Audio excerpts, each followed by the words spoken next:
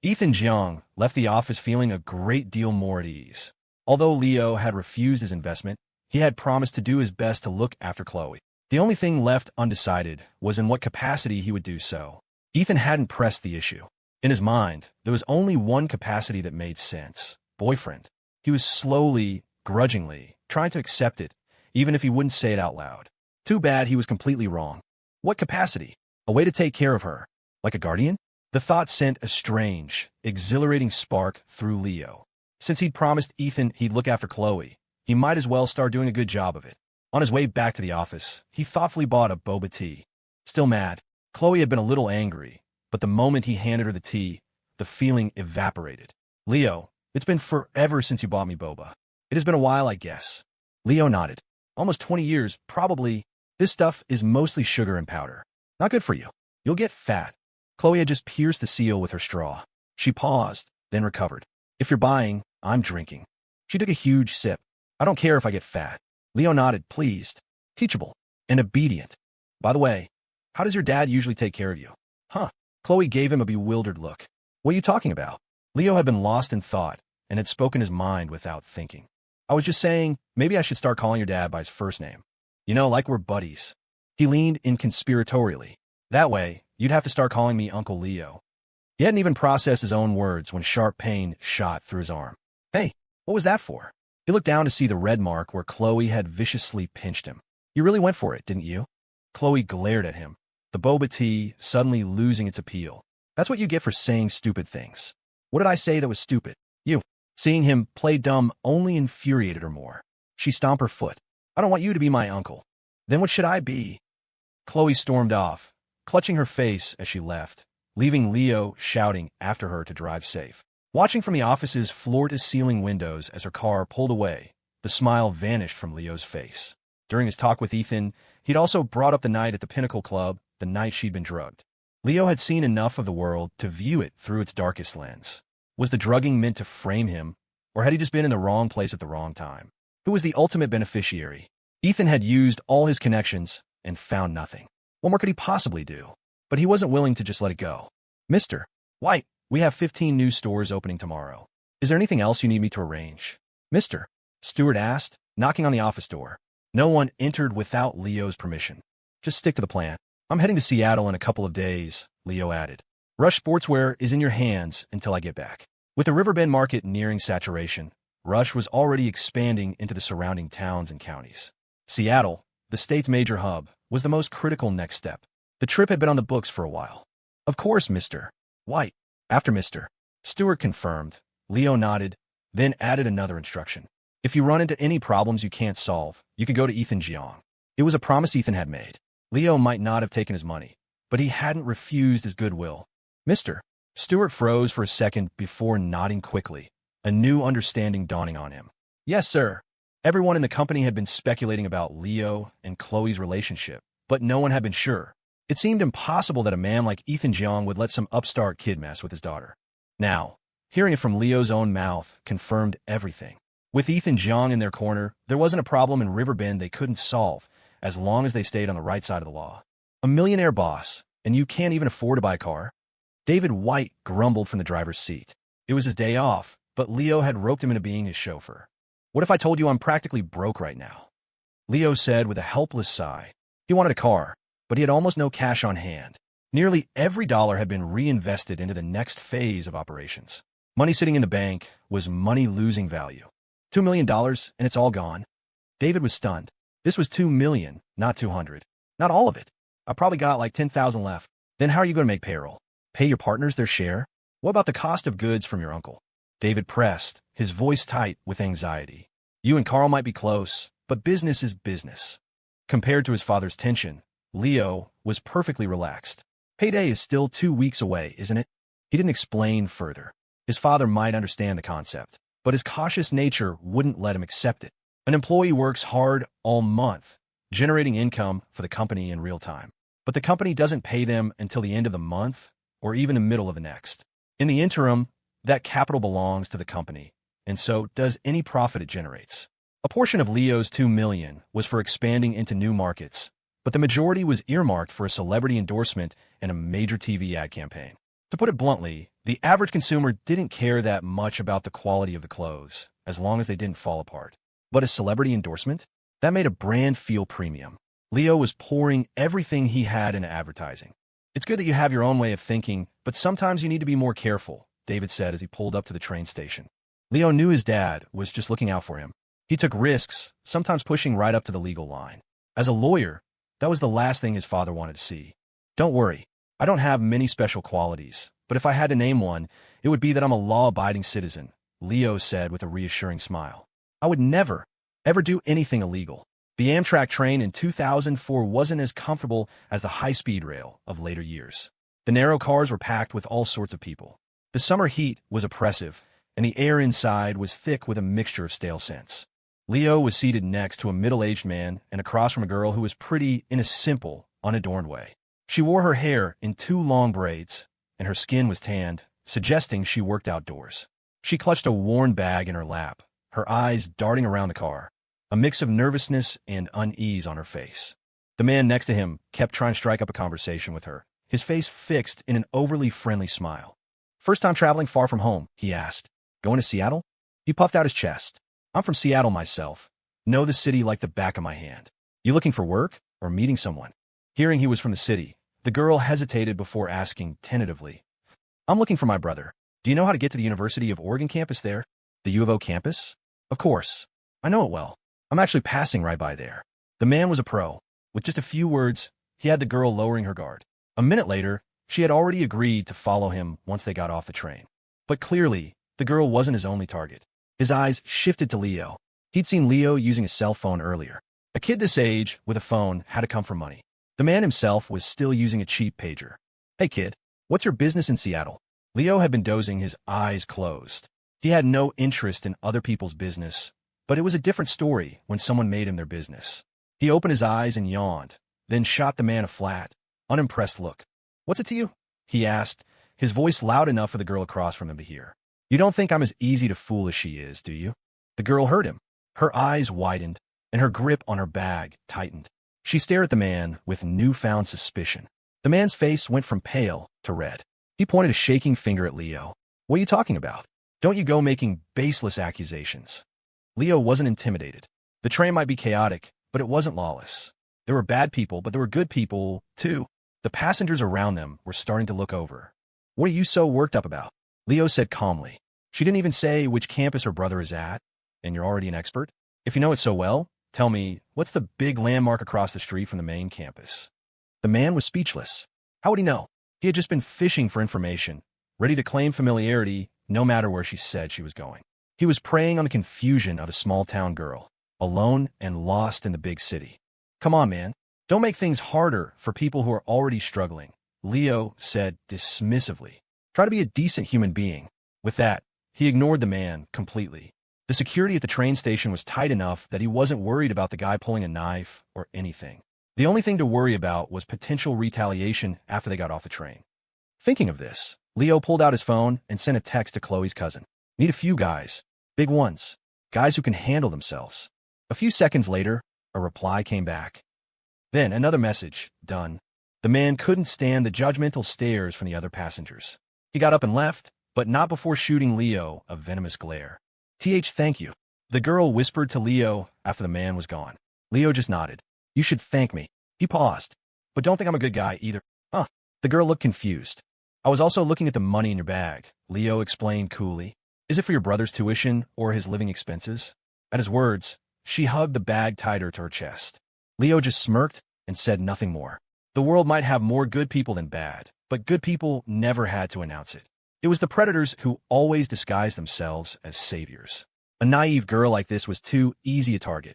He didn't say another word to her for the rest of the train ride. They were strangers. There was no need. Are you the one in the pink shirt? Leo asked, holding his phone to his ear after spotting a likely candidate in the station's arrivals hall. What do you think? Sharp, right? Leo confirmed it was him and hung up, walking over. I don't know about sharp, but it's definitely vibrant. The cousin grinned. You just don't get it, man. This is called fashion. He extended a hand. Julian Jiang, good to finally meet you. I'm looking forward to learning a thing or two from Mr. White. The pleasure's all mine, Julian. You're the one I should be learning from, Leo replied politely. Before the trip, Chloe had told him that while Julian's family business wasn't as big as her father's, it was incredibly stable.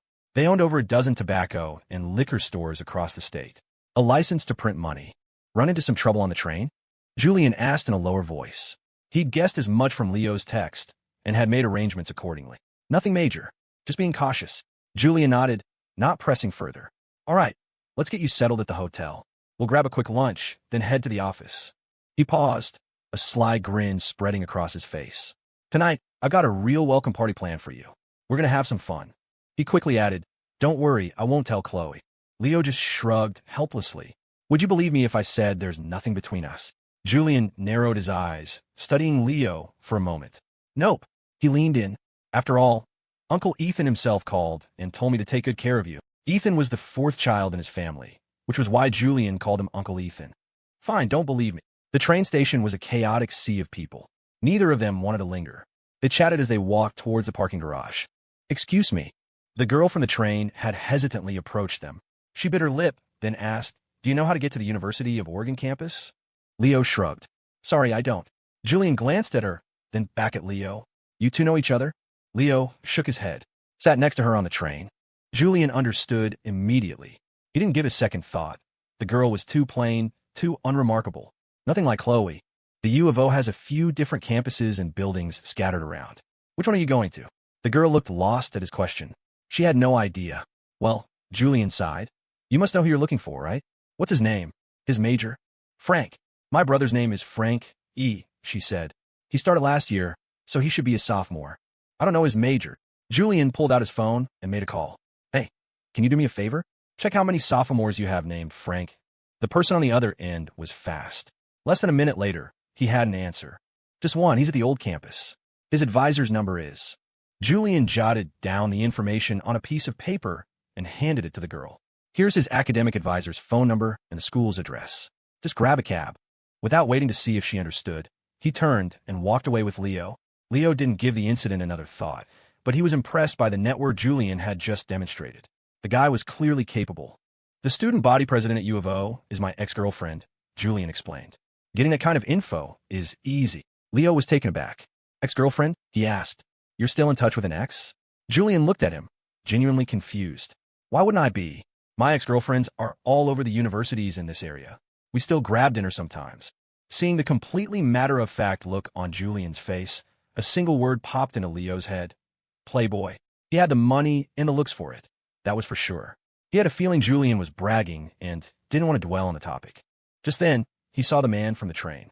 He was walking towards them with 4 or 5 other guys. Leo didn't panic. He turned to Julian. Didn't you say you were bringing people? Where are they? Julian pointed first to a beat-up Ford Taurus parked by the curb.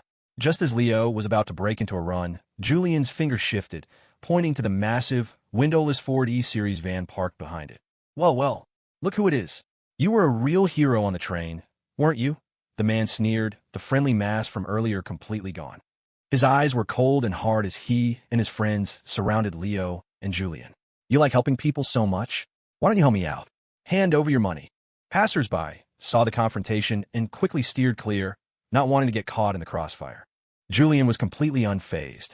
He calmly took out a pack of American spirits, offering one to Leo. You son of a bitch, you think this is a joke. The man moved to smack the cigarette from Julian's mouth, but his wrist was suddenly caught in an iron grip. Ark, he howled in pain, his eyes wide with terror as he looked at the man holding his arm. The guy was a mountain, at least 6'5", and built like a linebacker, with a nasty scar running down his cheek. He was the kind of person you knew, on sight, not to mess with. It hurts. It hurts. It hurts, the man screamed. The giant finally let go, shoving him to the ground. Just as the man scrambled to get up, Julian said softly, Did I say you could get up? The man looked up and met the giant's menacing glare. He glanced around and saw his buddies being restrained by other large men who had emerged from the van. Panic set in. He trembled, then instinctively dropped into a squat and put his hands on his head, a move so practiced it was clearly second nature. Sir, I was wrong. I'm sorry. Julian ignored him and turned to Leo. Did he mess with you? How do you want to handle it? As long as we don't break anything permanently, it's all good. Hearing this, the man's heart pounded in his chest. He could feel the ice-cold stares of his own crew, blaming him for picking the wrong targets. Sir, I was blind. I didn't know who you were. Please, let me go. I have a family to support. My parents are old. My kids are young. Save it. Leo cut him off before he could finish. You can explain it to the police. Leo had spotted the transit police officers walking their way. He subtly slipped his own wallet into the man's coat pocket. Julian saw the move, and his expression became one of sheer, impressed delight. Leo walked straight up to the officers. Before they could speak, he said, "Officers, my wallet is missing. My friends here saw that man take it, but he's denying everything." The man was stunned, wanting to protest, but one look from the giant made him swallow his words. "Is that right?" One of the officers asked Julian and his crew. Julian nodded enthusiastically. "Yes, sir, that's right. I saw him take it. It's on him right now." The officer frowned and walked over to the man. "Please show me your identification." The man shakily pulled an ID from his jacket and handed it over. The officer took it and looked back and forth between the card and the man's face. "You're 19 years old? Huh." The man froze, then remembered the ID was a fake he'd bought off some kid. He nodded frantically. Yes, I am." He forced a weak smile. I look old for my age." "All right, save the explanations. You can come with me to the station," the officer said, clearly not buying it. He had already signaled his partner and was cuffing the man. With his body cam recording, he reached into the man's pocket. Sure enough, he pulled out Leo's wallet. He held it up to Leo. "Is this yours?" "Yes, it is. You'll need to come with us to give a statement." "Officer, we're actually on a tight schedule." Before Leo could say anything, Julian jumped in, leaning close to the officer. "You can probably tell this guy's a regular. I'm sure if you look into him, you'll find plenty." His voice got quieter, and Leo couldn't hear the rest. The officer just smiled and clapped Julian on the shoulder. "All right, we'll contact you if we need any further cooperation. Of course, happy to help you clean up the streets." The police led the man and his crew away. The rest of the big guys started to disperse. "Julian, we're heading back. Call us if you need anything," the giant said, his tone now incredibly humble. The menacing thug for moments before was gone. Julian nodded and pulled a thick envelope of cash from his jacket. This was personal business. "Thanks for coming out on such short notice, guys." The giant took it without hesitation. "Thanks, Julian. We'll see you around." Leo watched quietly as the dozen or so men piled into the single van and drove off.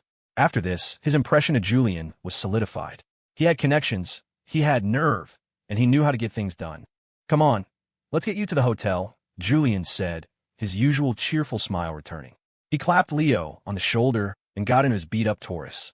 Seattle has a permanent population of over 500,000. "The market here is huge. It's just a matter of how you tackle it," he said as he started the car. "Most of my resources are in the university district. My initial idea was to mobilize college students to sell stuff on the street, that consignment model Chloe was talking about." He glanced at Leo. "But since you have a better way, let's try it." Leo nodded, then asked casually, "Your so-called university resources. That doesn't involve mobilizing all your ex-girlfriends, does it?" Julian looked slightly embarrassed, but admitted it freely. "Hey, that's why when you're looking for a girlfriend, you can put the feelings aside at first. You got to see what they can bring to the table." He quickly added, "Don't you dare tell Chloe I said that. She'll blame me for being a bad influence." Leo decided Julian was an interesting character. Suddenly, his story about staying friends with all his exes seemed a lot more believable. As Julian was driving, his phone rang. He glanced at the caller ID and put it on speaker. "Your Highness, what can I do for you?" "Julian, did you pick up Leo? I called him, and he didn't answer." He's here. Don't worry. I'll deliver him back to you alive and in one piece." "Good. And don't you dare take him out to get into trouble." "What's that?" "I'm driving, the connection's bad. Can't hear you. Gotta go, bye." Julian hung up decisively. He turned to Leo. "As a big brother, I really should be on Chloe's side and tell you to behave yourself. But as a man, hell, even I can't do that." He sighed dramatically. "All right, I'll just pretend I don't see anything." Leo just smiled, unable to resist a jab. "You're a real great cousin, you know that?" "I think so, too, sometimes." Leo had arrived empty-handed, without any luggage. They only stopped by the hotel to grab his room key before heading straight to the university district with Julian. His startup office was in an apartment in a residential building nearby. The bedrooms were dorms. The living room was the office and conference room. This was the reality for most startups. Many great companies had started in shabby apartments just like this. "I was thinking of moving to a real office downtown, but a few of the guys are still juniors in college, and the commute would be a pain," Julian explained. Leo nodded, not bothered in the slightest, and plopped down on the sofa. He immediately noticed it was covered in cat hair. Only then did he see an American short hair perched on top of a computer tower, tilting its head as it watched him.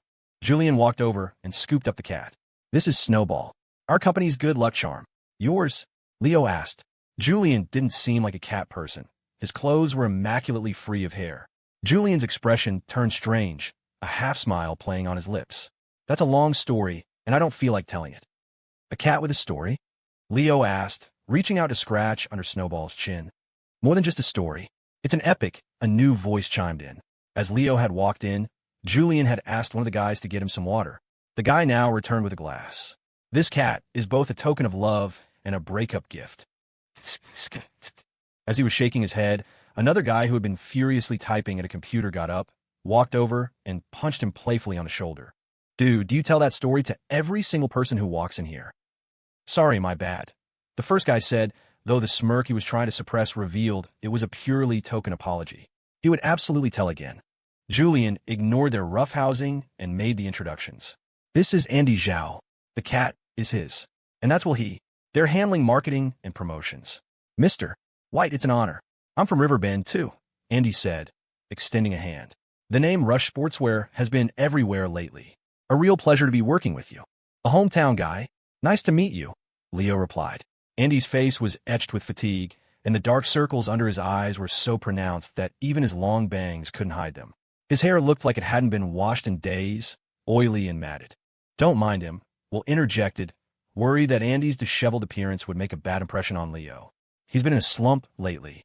Just got his heart broken and hasn't bounced back yet. He'll be fine once the new freshmen arrive in the fall." The two of them bickered constantly, but it was clear they were close friends. Looking at Andy's miserable state, Leo was suddenly reminded of a song. "Was it hopelessly devoted to you?"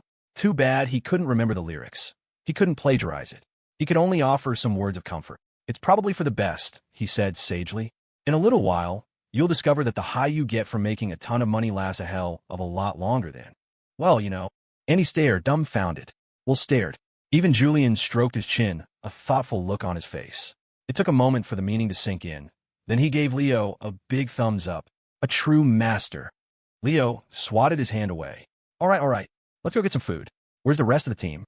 Before he arrived, Julian had told him he'd assembled a team of about 10 college students. So far, Leo had only seen 2. "They're all out hitting the streets, doing market research," Will explained. "Julian put a lot on the line to start this company. No one's slacking off." Julian just muttered, "A bunch of idiots." He hadn't asked them to do that. "Forget them. We'll eat first, and they can join us for dinner tonight." Leo had no objections. He was starving. Before the trip, he had asked Julian how much capital he was putting in. Initially, Julian had said $300,000, all the money he'd saved from his various college ventures. But after hearing about Leo's success in Riverbend, he had upped it to $1 million, which he'd gotten from his family. He'd even consulted with Ethan Jiang, who had given Rush his seal of approval before Julian had asked his parents for the money. From the moment he met Julian, Leo could sense the respect he commanded from those around him, from the big guy at the train station to these college kids. In 2004, the area around the University District in Seattle was still relatively undeveloped. There wasn't much to do, but there were plenty of places to eat. "We'll just grab a quick bite for lunch. I'll treat you to a proper dinner tonight," Julian said. The three of them ended up at a hole-in-the-wall burrito joint, their faces red from the ghost pepper hot sauce, but all of them declaring how amazing it was. In between gulps of water, Julian asked Leo, "Hey, didn't you say you had a friend in Seattle? Want to invite her to join us tonight?" Leo said, putting down his fork. He dialed Sophia, Sue's number. She had been busy coordinating with celebrities to join Livewire. Her mother had been incredibly supportive, even helping her set up meetings with media companies in Seattle. "You're in Seattle?" she asked as soon as she picked up. "Where are you now?" Leo had only told her he was coming, not the exact date. Before his call, she had no idea he'd arrived. It wasn't that he didn't want to tell her. It was just that you couldn't book train tickets on your phone back then, so he never knew what time he'd get a seat. "I'm in the U District right now. Do you have plans tonight?" "No." "Great. Let's have dinner together." "Okay." Just as he was about to hang up, Leo faintly heard another voice on her end, her mother's. "Sophia, honey, don't forget, your Annie Cat invited you to..." Before he could hear the rest, the line went dead with a series of beeps. Sophia had hung up incredibly fast. Leo looked at his phone, then quickly pocketed it. Whatever. She had said she didn't have plans. A girl, Julian, sitting next to Leo, had overheard a bit of Sophia's voice. Leo nodded, admitting it freely. "Yeah, a high school classmate. She was in the same class as your cousin." Julian stared at Leo. A piece of tortilla hanging from the corner of his mouth. Dude, you're incredible. He swallowed. I make it a rule to never date girls from the same school. And you're going after girls from the same class? He sucked the rest of the tortilla into his mouth. And you've got the guts to tell me? Aren't you afraid I'll tell Chloe? Leo calmly went back to his burrito, then tossed his phone to Julian. Go ahead. Tell her Sophie is here. I guarantee you, your cousin will be on the next train over. Julian froze. On second thought, maybe not. Isabel, look. Isn't that Catherine he? Oh my God, it really is. Inside a trendy restaurant in downtown Seattle, a group of college-age kids were whispering excitedly after spotting the famous media executive. Isabel, you want to break into showbiz, right? Go say hi. Get on her radar, one of her friends urged. She's the frickin' CEO of Catalyst Media. In the early 2000s, with many established actors and artists expanding their careers, the American entertainment market was booming. Catalyst Media was at the forefront of this wave, with a massive roster of talent and a portfolio of critically acclaimed film and TV rights. Its founder was Catherine Cat. At her friend's prompting, Isabel, who didn't hesitate. She smoothed her dress and walked over. Hello, Ms. Cat, though only 27, already carried the commanding presence of a seasoned executive. She turned at the sound of her name. And you are? My name is Isabel, who? One of your company's scouts approached me once. It was an honor. Hello, Isabel, Kat said, her eyes scanning the young woman. Isabel wore light makeup, and her large, expressive eyes gave her an air of pure innocence. She definitely had star potential. I hope to be working with your company someday. It would be an honor to be under your guidance, Isabel said, meeting Kat's scrutinizing gaze without a trace of fear. Her demeanor was polished and confident. She knew that just getting Kat to remember her name would be a victory, and she had clearly succeeded. If the opportunity arises, I'm sure we will, Kat replied with a polite smile. Just as they were speaking, another group walked into the restaurant. Well, he was in the lead, but when he spotted Isabel and her friends, he quickly stepped back and threw an arm around Andy Zhao's shoulders. Andy, man, listen to me. Don't freak out. Huh? Julian and the others heard him and looked up. Oh crap. What are the odds? Maybe we should go somewhere else. Leo, standing off to the side, was still trying to figure out what was going on when Sophia ran up to him. Hey, handsome. Can I get your IM screen name?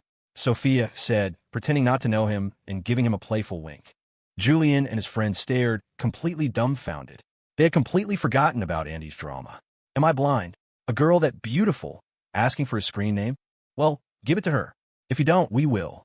What shocked them even more was that Leo actually refused. Sorry, he said with a deadpan expression. I'm not that kind of guy. One of the other guys muttered weakly. We can be that kind of guy. Sophia giggled, covering her mouth with her hand.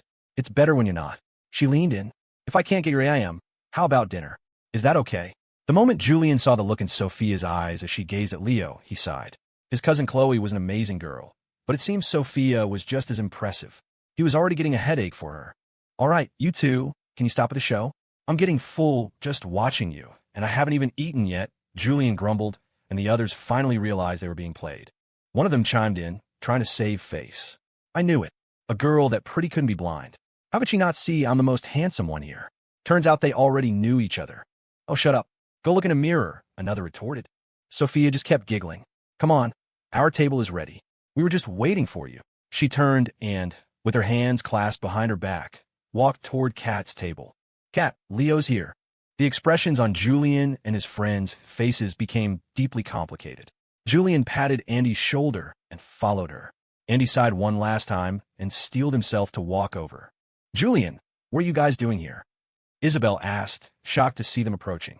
Julian's face darkened. I could ask you the same thing. Aren't you busy trying to be a big star? Who are you trying to hook this time? That's enough, Julian.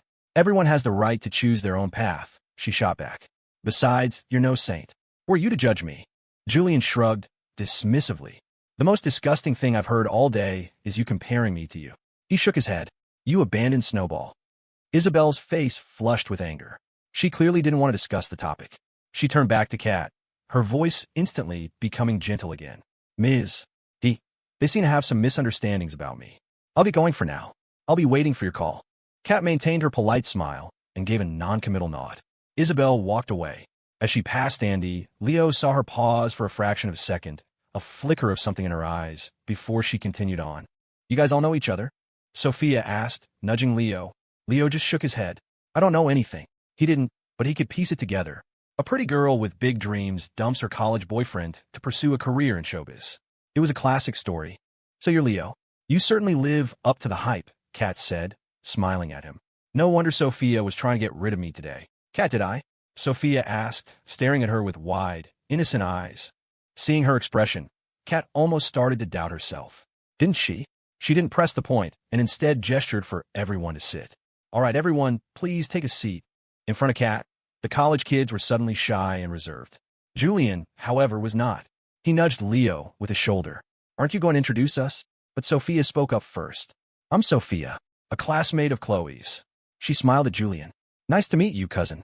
On the way over, Sophia had asked who would be there. She knew Leo was in Seattle for business and wouldn't be alone.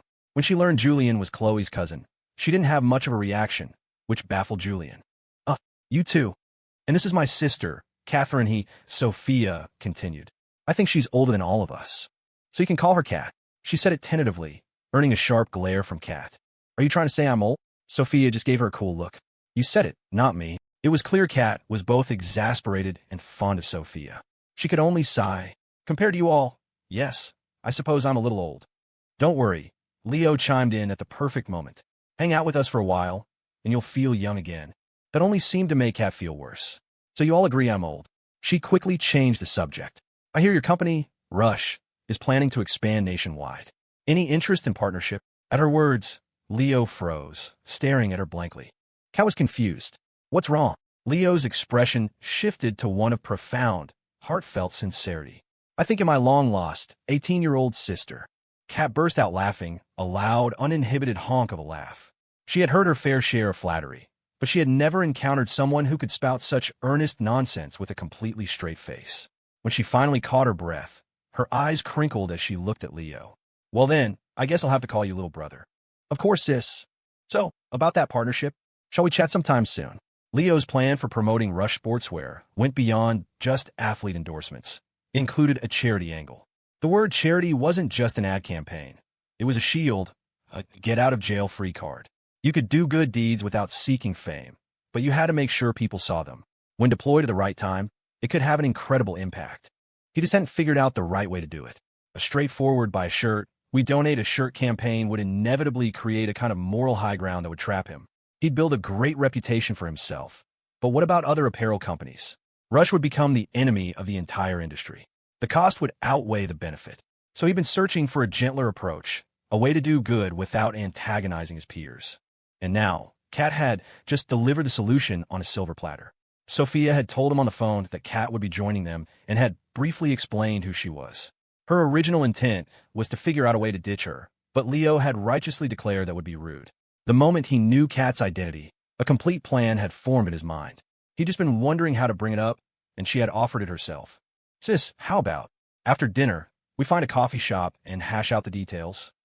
Kat rolled her eyes at his rapid change in demeanor. You really have a sweet mouth and a mind full of schemes.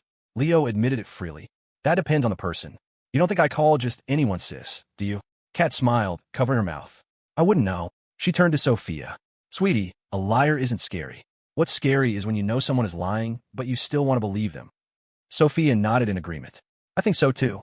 She paused. But sometimes, lies sound so much better than the truth. Leo, feeling the subtle jab, rubbed his nose, slightly embarrassed. But it didn't last long. I have to take Sophia home after dinner, Kat announced. We can talk business tomorrow. Sophia looked at Kat, confused. Did I ask you to take me home? Kat blinked. You didn't before, but you are now. But I didn't say that. I did. That's enough. Leo felt like his new honorary sister had some kind of prejudice against him. Every time she spoke to Sophia, she would shoot wary glances his way, as if warning Sophia, be careful, this one's no good. Thankfully, Leo was shameless enough to withstand it. Anyone with a thinner skin would have already left. The dinner progressed. With Kat and Sophia present, Julian and his friends were noticeably subdued. They didn't drink, just ate quietly. Aside from Julian, who managed to make small talk, the rest of them were as silent as church mice. Kat's presence completely dominated the room. So, that Isabel girl, you all know her? Kat asked, bringing up the topic. At the mention of her name, Andy flinched. Before anyone else could figure out what to say, he spoke up. We know her. We're not close. He had realized that Isabel was there solely to curry favor with Kat. Even though they had broken up, he had loved her. There was nothing else he could wish for her, so he might as well wish her success in her career. She has a beautiful singing voice. Julian and the others started to speak, but they saw Andy staring at them, his eyes pleading, and they held their tongues. But their subtle movements didn't escape Kat's notice. She had seen this kind of drama play out countless times. Perhaps out of boredom, she was suddenly struck by a wicked idea. "How's your singing?" she asked Andy. Andy didn't know why she was asking, but answered honestly. "It's so-so." "Now you're just being modest." Will piped up immediately. "You call that SOSO? Kat, let me tell you, he won our university's singing competition. It's a shame they only have American Idol for girls right now, no American Idol for guys. It was his singing that won him his." Will realized what he was about to say and quickly shut his mouth. Let's just eat." Kat had seized on the important part. As long as you can sing well, that's all that matters. Even if you can't, it's fine. She pulled a business card from her purse. "Contact him tomorrow. Tell him I sent you." She handed the card to a stunned Andy, who took it numbly. "Kat, are you trying to poach my talent?" Julian grumbled, but inwardly he was ecstatic. This was Kat's way of giving Andy a huge boost. "Am I?" Kat said, picking up her chopsticks again. "Eat up." Sophia was sitting between Leo and Kat. Leo leaned over to her.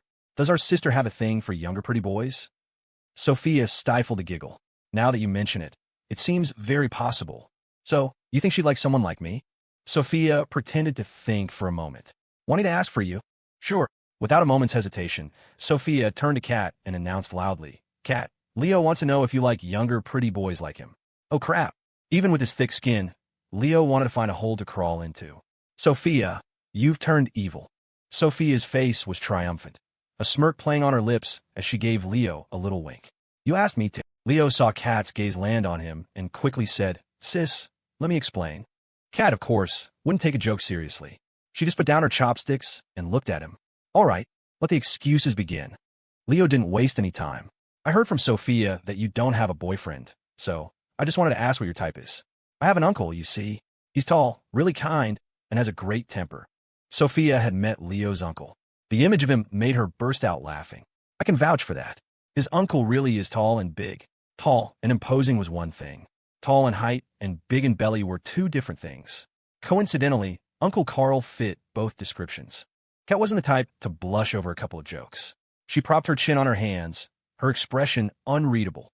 "Well then, maybe I should meet him." Kat left after graciously paying the bill. She and Leo exchanged numbers before she slid into her red BMW. Sophia, though she didn't want to leave, knew that if she stayed, Kat would too, making everyone uncomfortable. So, she reluctantly got in the car with her. "See you tomorrow," Leo called out. "See you tomorrow," Sophia replied as the window rolled up. "Driver, let's go." Kat rolled her eyes but stepped on the gas. On the way back, Kat suddenly asked, that time, "The guy who stood in front of you, that was him, wasn't it?" "Yeah," Sophia nodded. "He's handsome, right?" "He was even more handsome back then." Kat didn't answer, just continued. "So, you go to the University of Oregon. That's because of him too." Sophia looked out the window, a small smile on her face. "It's because the food in Oregon is delicious." Hearing that, Kat wisely dropped the subject. Sophia had always been strong-willed. Once she made a decision, no one could change her mind. After Kat's departure, a palpable sense of relief settled over Julian and his friends. "Man, getting a free meal for no reason feels amazing," Julian said, throwing an arm around Andy's shoulders. "Andy, my man, when you make it big, don't forget about us, your brothers." And he forced a bitter smile. Nothing's even happened yet. Ever since seeing Isabel at the restaurant, his mood had been low. Julian was used to his friend's melancholy. "All right, Leo's here tonight, so I'm treating everyone to a real night out to blow off some steam. The Clover Club. Faith and her friends are already waiting for us. Let's go. There's an old saying about neon lights fueling a man's ambition. Leo didn't care much about ambition, but he was curious to see the local scene. Inside the club, under the dim, pulsating lights, and amidst the deafening, heart-pounding music, a crowd of people writhed on the dance floor. The air was punctuated by the occasional shriek from a woman and boisterous laughter from a man. For Leo, bars like this could be summed up in two words: release and rendezvous. Lonely people looking for company, curious people seeking a thrill, and heartbroken people searching for comfort. In his past life, he had nothing to release and no need for a rendezvous. He never went to places like this unless it was to entertain a client. The main reason was that the keys to his Maserati were too conspicuous. The moment he walked in, he never knew if he was the hunter or the prey. "Julian, you're here. This way, please." Julian was a regular. As soon as he entered, a heavily made-up older woman latched onto his arm. "Your friends have been waiting for a while." Julian nodded, then casually brushed his arm against the woman's ample chest, earning a coquettish giggle. "Oh, Julian, you're so naughty." This was exactly why Leo disliked bars, especially from this era. If this woman, a decade older than him, called him honey in that cloying tone, he'd feel sick for days. He suddenly felt a sense of dread. Were Faye's friends all going to be like this? His fears were unfounded. The woman led them to a large VIP booth where about a dozen young women were already seated. Though the lights were flashing, he could tell they were all quite attractive. Julian, a girl in a short skirt, jumped up when she saw him, bouncing over to his side. "You're finally here." She nestled against him like a little bird. Julian affectionately ruffled her hair, then, with one arm around her, pointed to Leo with the other. "You've met the others. This is my brother, Leo White, a self-made millionaire." He grinned. "Take good care of him." The girl, Faye, nodded and smiled at Leo. "Nice to meet you, Mr. White." She then waved over one of her friends. "Cece, come keep Mr. White company." The girl named Cece had a noticeable timidity in her eyes, but at Faye's summons, she stood up. "Hello, Mr. White." Leo looked at Cece. He didn't sense the hardened, world-weary air that usually clung to women in her line of work. Julian noticed it too and whispered in Faye's ear, "Which school?" "Communications." Faye seemed to know what Julian was going to ask and answered before he could. "It's her choice. Family is in a tough spot, and something happened." Julian nodded. "Okay, then." While they were talking, Cece had shyly linked her arm with Leo's. Over the thumping music, he could hear her rapid breathing. A wave of guilt washed over him. But then he thought, if not me, it would be someone else. That made it a little easier. At least he didn't have any weird, perverted hobbies. "And Mr. White, let me toast to you," Cece said, her hand trembling as she raised a glass to him. Leo picked up his own glass, intending to take just a sip, but he watched in surprise as Cece downed her entire drink in one go. It was Louis XIII cognac, a bottle Julian had ordered specially to welcome him, and she had just chugged a highball glass of it. After drinking, it was clear she felt sick. She squeezed her eyes shut, trying hard to keep her composure. Leo thought for a moment and put his glass down. She was trying to drink for courage. He didn't need to be part of it. "You should drink this instead," Leo said, handing her a bottle of water. "Don't force yourself.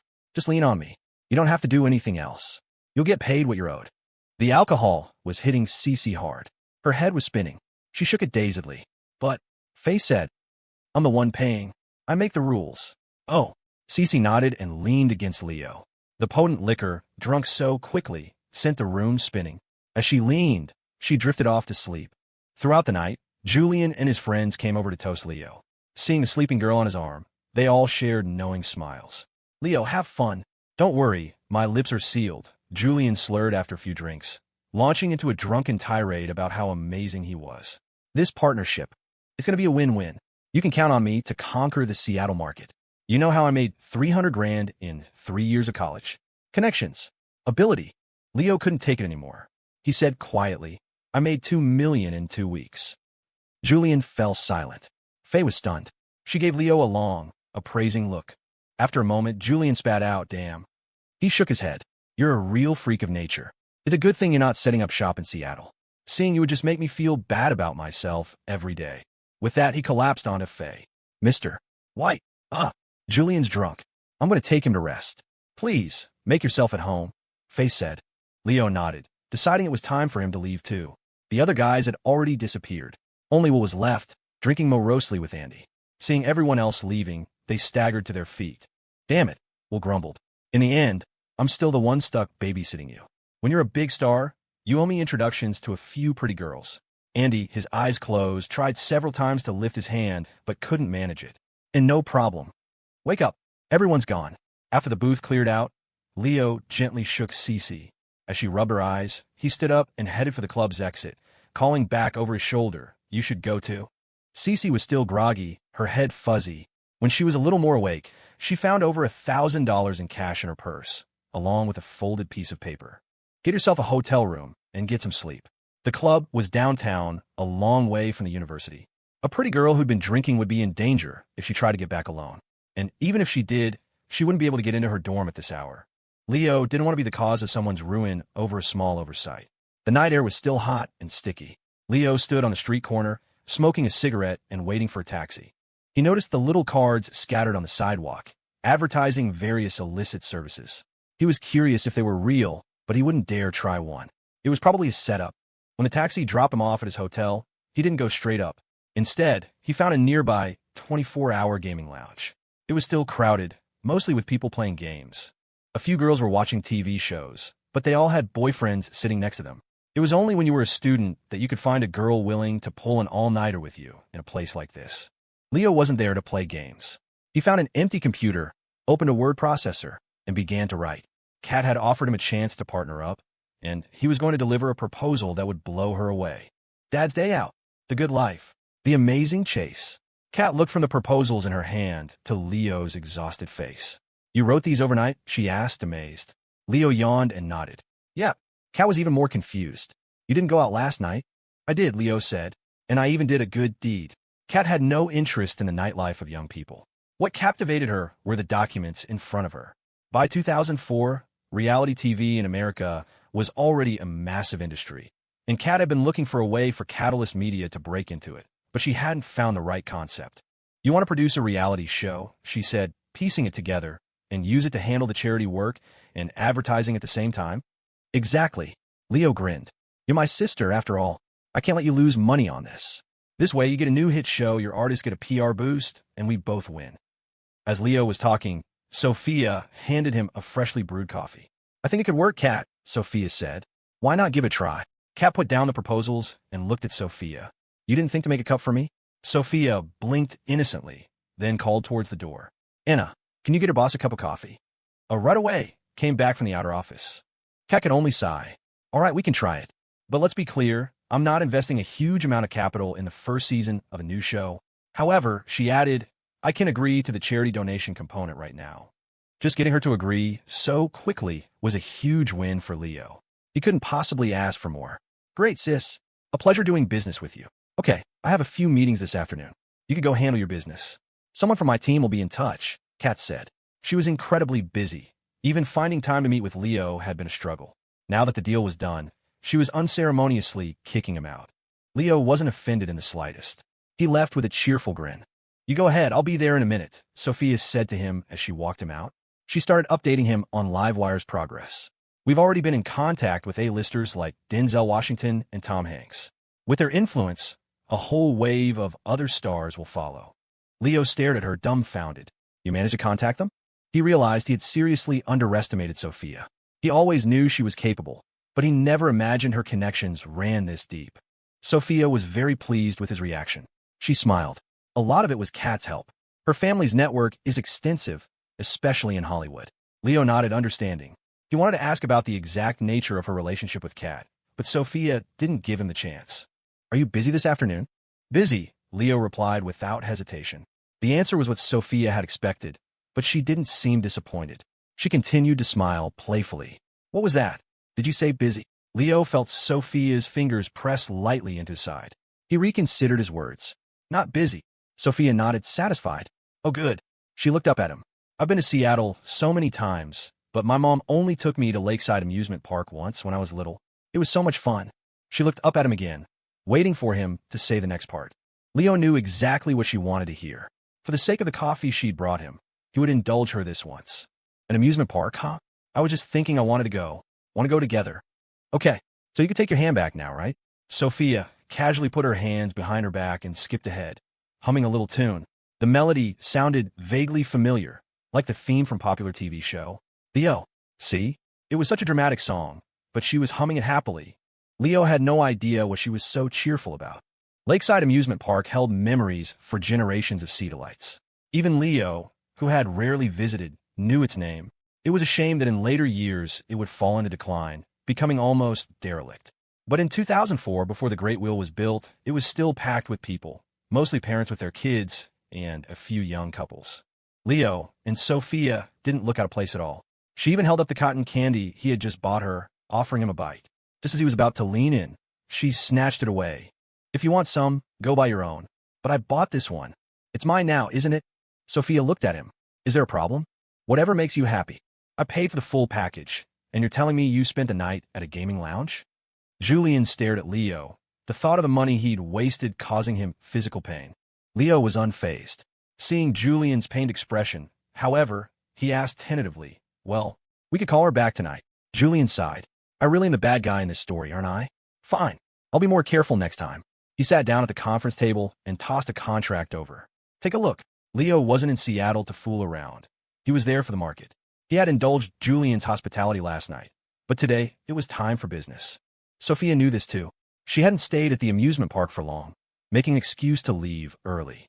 As she left, though, she told him they should travel back to Riverbend together. Leo picked up the contract. Most of it was what they had already discussed, but he noticed Julian had made some concessions on the profit margin. Julian was a direct person. "Your goal is the entire West Coast, so I'm not going to compete with you there. If things go well in the Pacific Northwest," he said, "I want to take on the other western regions."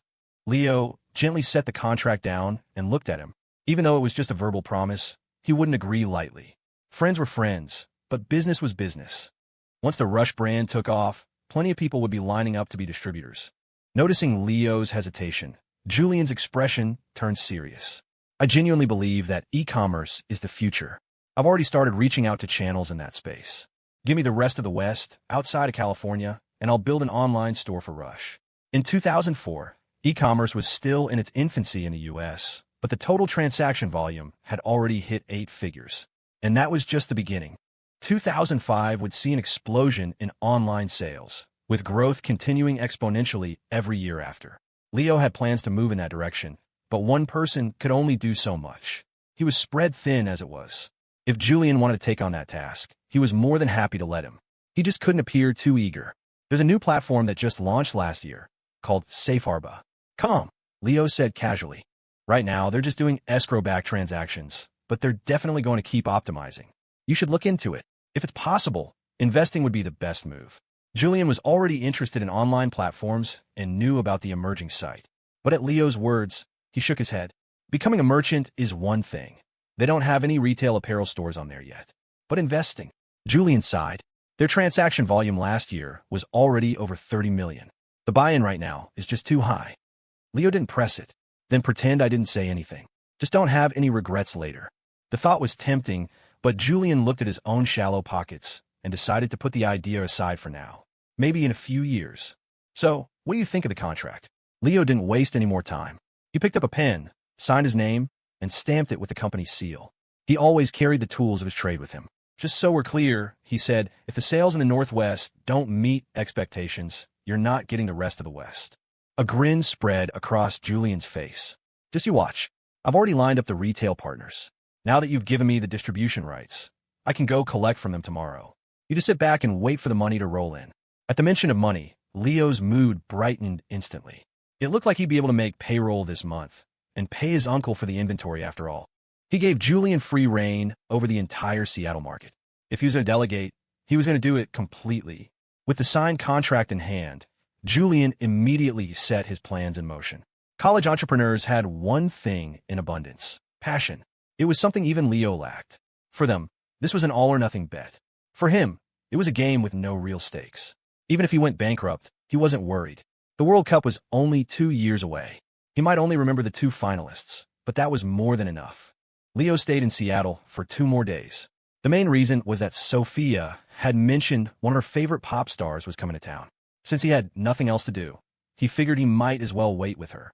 "Many more, huh?" Kat said with a nod. "Yes, our company has some business with her. She had an opening in her schedule, so we invited her to come out." Leo didn't have a strong impression of her, other than remembering she was a popular singer and actress, and he vividly remembered one of her songs. The strength inside. He couldn't recall if the song had made her, or if she had made the song. She probably hadn't even written it yet. If he could use that song as the theme for Rush, and shoot a music video about the brand's charity work, Leo's mind began to race.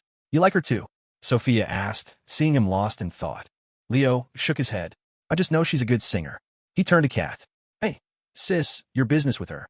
Are you trying to sign her to a U.S. contract with your company?" Kat nodded freely. "That's right. She sees the potential of the American market, and I see her potential. Sis, a friend of mine wrote a song. I think it would be perfect for her." "You have a friend who writes songs?" Sophia was surprised. In her memory, Leo's social circle, while complex, was composed entirely of people their own age. There was no way he knew a professional songwriter. Leo just shrugged. "I also have a friend who turned down Stanford to go to the University of Oregon. Isn't that even more unbelievable? Sophia turned to look out the window, feigning indifference. What a beautiful day. Kat just looked on with helpless amusement and changed the subject. Do you have a lyrics? Let me see. I do. Could you move, please? Leo said, walking over and gesturing for Kat to get out of her chair. He planned to use her office computer to print them out. Kat visibly paused. No one was allowed to touch her computer. It contained far too much sensitive information. It wasn't even connected to the internet. But she glanced at Sophia, and then she moved. Leo knew it was an imposition. A media executive's computer. Who knew what kind of explosive material was on there? He was only testing her to see her reaction. He might call her sis, but it was a relationship born of mutual interest. To his surprise, Kat actually stood up and moved aside without a single word of caution about touching her files. Sis, Leo said, his tone shifting. If you ever get into trouble in the future, I'll really help you. Kat gave him a sidelong glance, noticing the change in his voice. What were all your previous offers of help fake? Did I say that before? Leo asked, feigning confusion as he typed. I don't think so. He quickly changed the subject before Kat could respond. Kat, I only have the lyrics. I can't write music. He paused. But I know the melody. Do you have a professional composer here? I do, Kat said, picking up her phone and buzzing the front desk. Send Anna Wong to my office.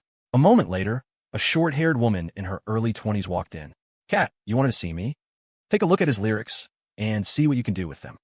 Anna followed Kat's gesture and saw Leo leaning back in Kat's executive chair. She was momentarily stunned but quickly recovered and nodded, walking over. Of course. Looking at the lyrics, Anna's eyes lit up. I can hum the basic melody for you if you want, Leo offered. He wasn't much of a singer, but he could carry a tune. Okay, just a second. Let me get my recorder to capture it. Anna was efficient. After Leo hummed the melody just once, she had already grasped the basic structure. She even made a few adjustments to the parts where he went off-key. Kat, this song is incredible, Anna said, her voice full of excitement as she handed the first draft to her boss. While not a professional musician, Kat had been around the industry long enough to have a good ear. She looked it over, nodded in satisfaction, and handed the sheet music back to Anna, telling her to go and flesh it out. Then she turned to Leo. It's very inspirational. It could be a lead single, she said. You want me to give this to Mandy Moore as a welcome gift? Leo nodded. Exactly. But I want this song to be Rush's theme song for the year. We've donated supplies to a lot of schools in impoverished areas, and we need an ambassador to film a music video for the campaign. Kat couldn't find any reason to refuse. This was a massive opportunity for her. Ever since word got out that Mandy Moore was looking to expand her career, multiple companies had been courting her. She was weighing her options. Presenting her with this gift would give them a huge advantage. It was far better than making empty promises. I'll communicate with her team and see what she thinks, Kat said. But if she's not interested, there's not much I can do. She's not one of our artists yet, after all. With a song this good, Leo couldn't imagine failing. He just smiled at Kat. Where there's a will, there's a way. I'll be waiting for your good news. He paused. By the way, how's Andy Zhao doing? He had suddenly remembered Andy was at Kat's company and asked on a whim. Kat had to think for a moment to even remember who Andy was. She shook her head, indicating she didn't know. Her initial interest had been a passing, wicked fancy. She hadn't paid much attention since. She had just told her staff to take care of him. She wanted to see if a single sentence from her could really change a person's destiny and salvage a broken heart. He should be in training right now. If you want to know, I can have him called up here. Leo quickly shook his head. No, let's not bother him. He looked at Kat with a strange expression. Kat, you didn't actually sign that Isabel girl, did you? Kat smiled. And why not? It's a great story, don't you think? Leo couldn't help but give her a thumbs up. A true media professional. If there was no news, she knew how to create it. Kat didn't want to dwell on the topic. It was just a bit of fun for her. She continued, my team looked at your proposals.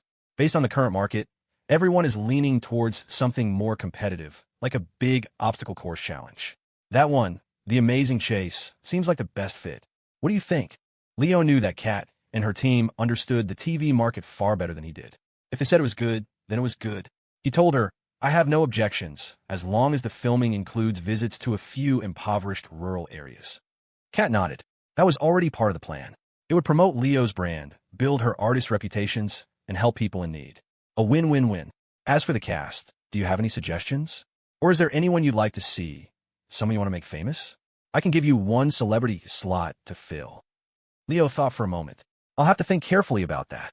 He didn't have any connections to celebrities at the moment, but he wasn't about to let that slot go. Just because he didn't know anyone now didn't mean he wouldn't in the future. There's a long time between greenlighting a show, casting it, and filming. If some B-list celebrity happened to cross his path and was willing to pay a certain price for the opportunity, he wouldn't object. Kat, you're tempting Leo to make a mistake, Sophia pouted from the side. She had kept quiet while they were talking business, but she couldn't stay silent now. She knew he wasn't part of that world, but she also knew how crazy people in Hollywood were for a little bit of fame. Forget an 18-year-old like Leo. Even mature men in their 30s and 40s couldn't resist their temptations. Kat wouldn't stand for it. How is it tempting? A choice is a two-way street. He can always say no, she retorted, then looked at Leo. Little brother, will you say no? Leo just smiled. Sis, when it comes to you, I can't seem to say the word no. Such a smooth talker. Since it was Leo's choice, Sophia didn't say any more. But she still offered a word of caution. Leo, Rush is going to be a huge success. It might even become a national brand. When that happens, your personal reputation will be incredibly important. You can't have too many scandals or gossip. That was what Sophia was truly worried about. The guest spot was a small thing. His reputation was the big thing. A founder's reputation could directly affect their company's success. Of course, Leo understood. He knew better than anyone the power of public opinion. He'd seen what happened to major celebrities whose careers were on a trajectory to rival the all-time greats, only to have one scandal derail everything and force them out of the public eye. Right now, Rush wasn't a huge success and Leo wasn't famous, so no one was paying him any mind. But once Rush launched its national campaign, that would all change. As the young founder of a hot new brand, his story would be irresistible to the media. They'd probably dig up his high school math scores. If it came out then that he was involved with some starlet, that starlet's career would be made overnight. On the Amtrak train, Sophia sat next to Leo, headphones on. When a new song started, she pulled one earbud out and gently pushed it into his ear. Mandy Moore recorded it. It's not out yet, but Kat sent me an early copy. Listen, it's incredible, he murmured. Mandy said it felt like the song was written just for her. She wants to meet you, you know. When Mandy Moore had first met with Kat, she hadn't committed to any label yet. But the moment Kat showed her the lyrics Leo had written, she'd signed without a second thought. As she'd put it, the song had a strange, powerful sense of familiarity. Leo had been dozing off, but Sophia's earbud shocked him fully awake. Mandy's voice was ethereal and captivating. The melody swelled, imbued with an unexpected, soul-stirring power. By the way, who actually wrote this? Sophia asked, her curiosity piqued. Leo turned his head to answer and found himself face-to-face with her. They were already sitting close, and the movement closed the remaining distance until their faces were inches apart. An unreadable emotion flickered in Sophia's eyes, but she didn't shy away from the sudden, intimate proximity. She held his gaze, her own steady and direct. Leo had turned to answer her question, but the sight of her staring at him so intently erased the thought completely. What did you just say? He asked, his voice a little rough. I asked, what do you want to eat tonight? She said, seamlessly changing the subject. I still owe you a meal. Leo thought for a moment. How about that burrito joint by campus? He asked tentatively. I'll just get a plain chicken burrito. Sophia, unfamiliar with the inside joke he was referencing from a past conversation, just thought he was craving cheap Mexican food. She nodded instantly. Sure. Just then his phone rang. He pulled it out, glanced at the caller ID, and was about to ignore it. But Sophia gave him a knowing look and, leaning over, pressed the answer key for him. Having done her mischief, she plucked her earbud from his ear and went back to listening to her music. You don't have to come get me, Leo said into the phone. I have other plans. A pause. What? You're already at the station. Another pause. You should just go home. I'm coming back with Sophia. The line went silent. Chloe's voice, when it finally came, was quiet and strained. Where are you two going? I can give you a ride. The line went dead with a soft click. Leo took Sophia's earbud from his other ear and put it in, only to find there was no music playing. Sophia gave him a sly grin. You really need a new phone. The sound must be broken. She sighed dramatically. Looks like we'll have a third for dinner. My treat, I guess. She pursed her lips and muttered under her breath. What a shame. What was that? Leo asked, not quite catching it. Sophia let out a long, theatrical sigh. Youth doesn't last forever, she said, looking at him pointedly. And we waste half of it being cautious. Huh. Leo was baffled. What's that supposed to mean? She didn't answer, just placed her hand against the window, watching the sun-drenched landscape flicker through the gaps between her fingers. If you waste half of your youth, you have to spend the other half going wild. She shook her hand out and pulled it back. All right, I never gave you your graduation gift. She reached in her backpack and pulled out a beautifully wrapped box. Leo was stunned. He hadn't expected a gift from anyone. He was dying to know what was inside, but knew it would be rude to open it in front of her. After handing it to him, Sophia closed her eyes and leaned her head back to rest. A few minutes later, Leo felt a gentle weight on his shoulder. Sophia had slumped against him, her head nestled into the crook of his arm, a faint smile on her lips. Whether she was truly asleep or just pretending, he couldn't tell. She didn't stir until the train pulled into the station, jolting her awake. A faint blush colored her cheeks. "Come on, let's go," she urged, nudging him. The afternoon sun was relentless. The station platform offered no shade, and the heat was stifling. Sophia had an umbrella and was about to offer to share it with Leo, but then she saw her. Standing at the exit, directly in the blazing sun, was Chloe. Sophia abandoned Leo without a second thought, rushing over. "You didn't have to wait out here. You could have just stayed in the car." Chloe shot a wounded glance at Leo, who was trailing behind them. Then she turned back to Sophia, her lower lip trembling slightly. "I was worried I'd miss you if I just sat in the car." Leo caught up, the heat hitting him like a physical blow. He had no idea how long Chloe had been standing there. "All right, let's just go," he said quickly. "Okay." Chloe nodded, linking her arm through Sophia's and huddling under the umbrella, completely ignoring Leo. "So, Sophia, when did you get to Seattle?" "A few days ago," Sophia answered, knowing what Chloe was really asking. "I got there before him. I spent a few days with my mom and helped with some promotional stuff for the brand." "Oh, okay." Chloe knew that Sophia's parents were separated and that her mom lived in Seattle. When they reached the parking lot, Chloe ushered Sophia into the passenger seat. "You can ride up front with me. We can chat." Then, without another word to Leo, she walked around to the driver's side. As she got in, she asked, "So, Sophia, where to?" "That little food court strip outside campus," Sophia said. "I haven't had a good burrito from that place in forever." "You got it." Leo felt like he was invisible. The feeling only intensified after he climbed into the back seat. The two girls in the front were laughing and talking, and the few times he tried to chime in, he was completely ignored. After a while, he gave up and pulled out his phone, dialing a number from memory. Rush Sportswear had been expanding rapidly. In addition to the stores operating under the store-within-a-store consignment partnership, they had opened 2 new flagship locations. They were also pushing into markets in the surrounding counties. With the $2 million investment from Leo, the market had exploded. Franchise requests were pouring in, some from as far as the East Coast. "It's time to start running the TV ads with the Olympic athletes," he said into the phone. "I also closed a partnership deal in Seattle. In a few weeks, some A-list and B-list celebrities will be making a donation at that school we sponsor. They'll be filming some music video footage while they're there, so make sure the PR department is ready." When he hung up, he realized the car had stopped. Sophia and Chloe were already out of the car, heading into a small restaurant to order. He glanced at the sign, "Street-side burritos."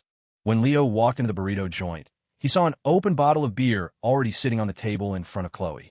Sophia shot him a desperate look, jutting her chin toward Chloe, silently begging him to intervene. The last time Leo remembered Chloe drinking was that night at the Starlight Inn. He couldn't let that happen again. Drinking and driving was too dangerous. "Is this for me?" he asked, walking over and casually picking up the beer. He took a long swallow. It was ice cold, perfect for a summer day.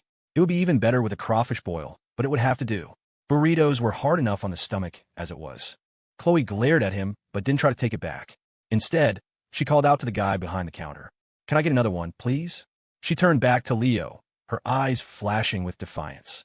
"Leo, do you dare drink with me again?"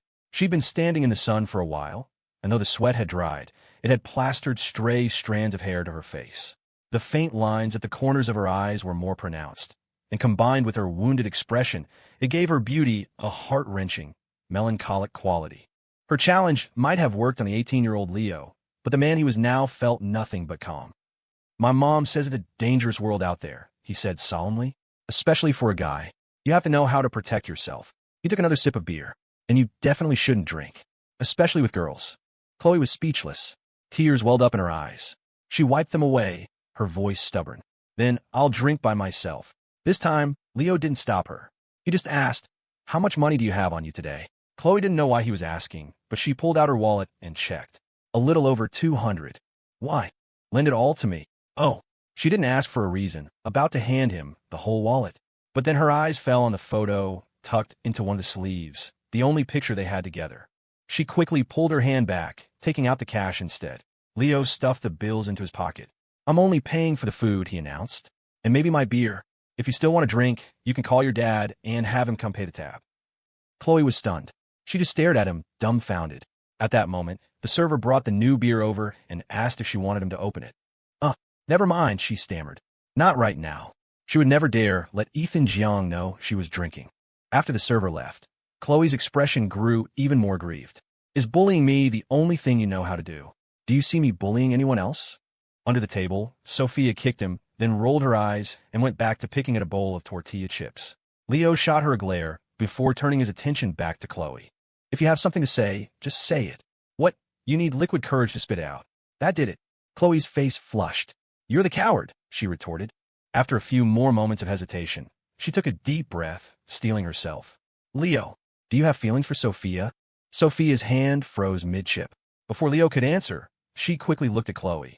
Chloe, what are you talking about? I'm not talking nonsense. Chloe shot back, her focus locked on Leo. You tell me, Leo. Is it true?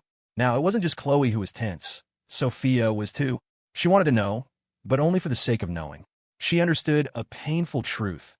Friends could be forever, but once you became lovers, you could never go back.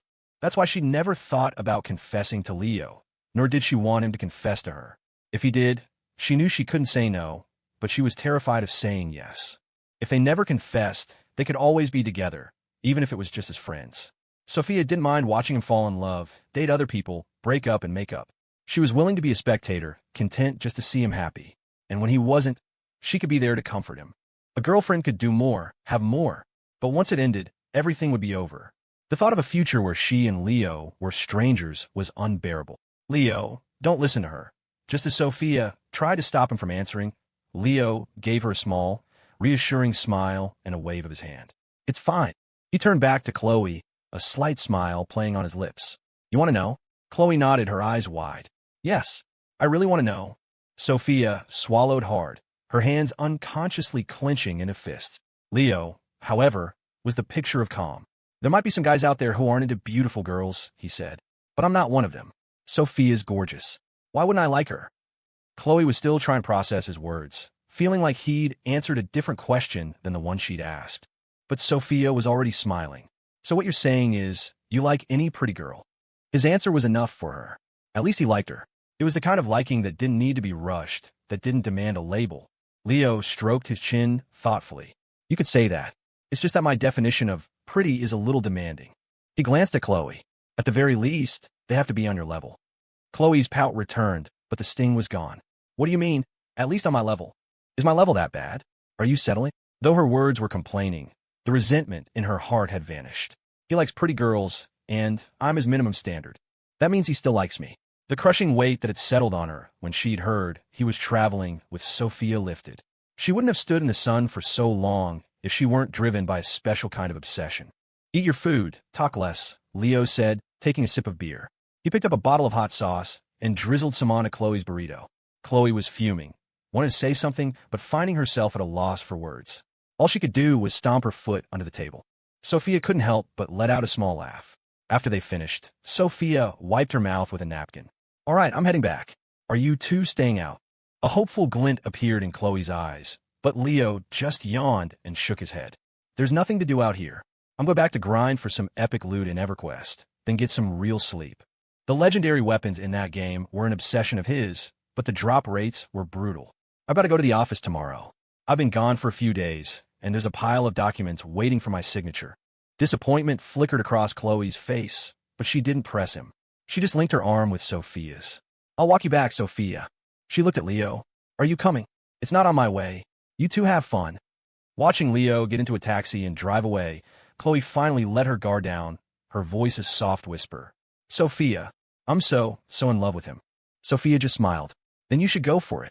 3 months later, thanks to a combination of endorsements from several Olympic champions and the runaway success of Mandy Moore's anthem, Rush Sportswear had become a household name. Beyond apparel, the brand now offered a full line of athletic shoes and outdoor gear.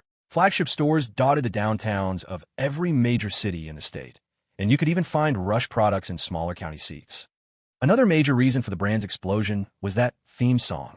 The music scene in 2004 was a battle of titans, with hit after hit dominating the charts. But when the strength inside was released, it cut through the noise, rocketing up the charts and staying in the top 3 for weeks. It wasn't just a great song. The music video was a cultural phenomenon. It depicted an angel with transparent wings appearing among a group of ragged, underfed children. Her sweet voice brought them joy while inspiring them to dream bigger. The song became particularly popular in schools. I finally see all my dreams start to bloom. The songs of youth are chasing the gloom. I finally soar. I gaze with my heart, I'm not afraid. The strength inside lets my dreams live on forever. I'll hold on to one wish and let my mind wander. At the opening assembly for the new school year, which doubled as a rally for the senior class, the song echoed through the auditorium, a source of inspiration for everyone. Mr. Schultz glanced at Leo. The guy who wrote the lyrics for that song is also named Leo White. That wasn't you, is it? Leo threw his hands up. I don't know if you're overestimating me or underestimating yourself. Everything I know about writing, I learned from you. You think I'm capable of that? Mr. Schultz considered it. It was true. Leo's grades were balanced. Nothing terrible, but nothing exceptional either. His writing skills were solid, but not at the level of a chart-topping songwriter. He dropped the subject. So, you guys have another week before college starts. When are you heading out? Those two are leaving tomorrow, Leo said, gesturing to Chloe and Sophia. They got asked to be in the freshman orientation video for their schools. I'm waiting until the last minute, he continued. Mostly because I can't bear to leave you. I want to see your shining face for as long as possible. Mr. Schultz sighed wearily. Every time you come see me, you end up clearing out my liquor cabinet and my stash of good cigars. Frankly, I'd rather you didn't come. The doctor told you to cut back on drinking and smoking. I was just helping you, so I'm supposed to thank you for that. No thanks necessary. It's what any good student would do. Fed up with Leo's antics, Mr. Schultz turned to Sophia. Sophia, would you mind saying a few words to my new class later? They really look up to you, the valedictorian. Sophia's answer was bright and immediate. Of course. What about me? What about me, Mr. Schultz? Chloe chimed in. I didn't do too bad, right? You did wonderfully, Mr. Schultz said, then shot another pointed look at Leo. Which is why it's such a waste that you threw away all those extra SAT points. Chloe had the scores for a top-tier university like Stanford, no question. But for some reason, she decided to go to a state business school in Oregon. Mr. Schultz laid the blame for this madness squarely at Leo's feet. Chloe stuck her tongue out playfully and said no more.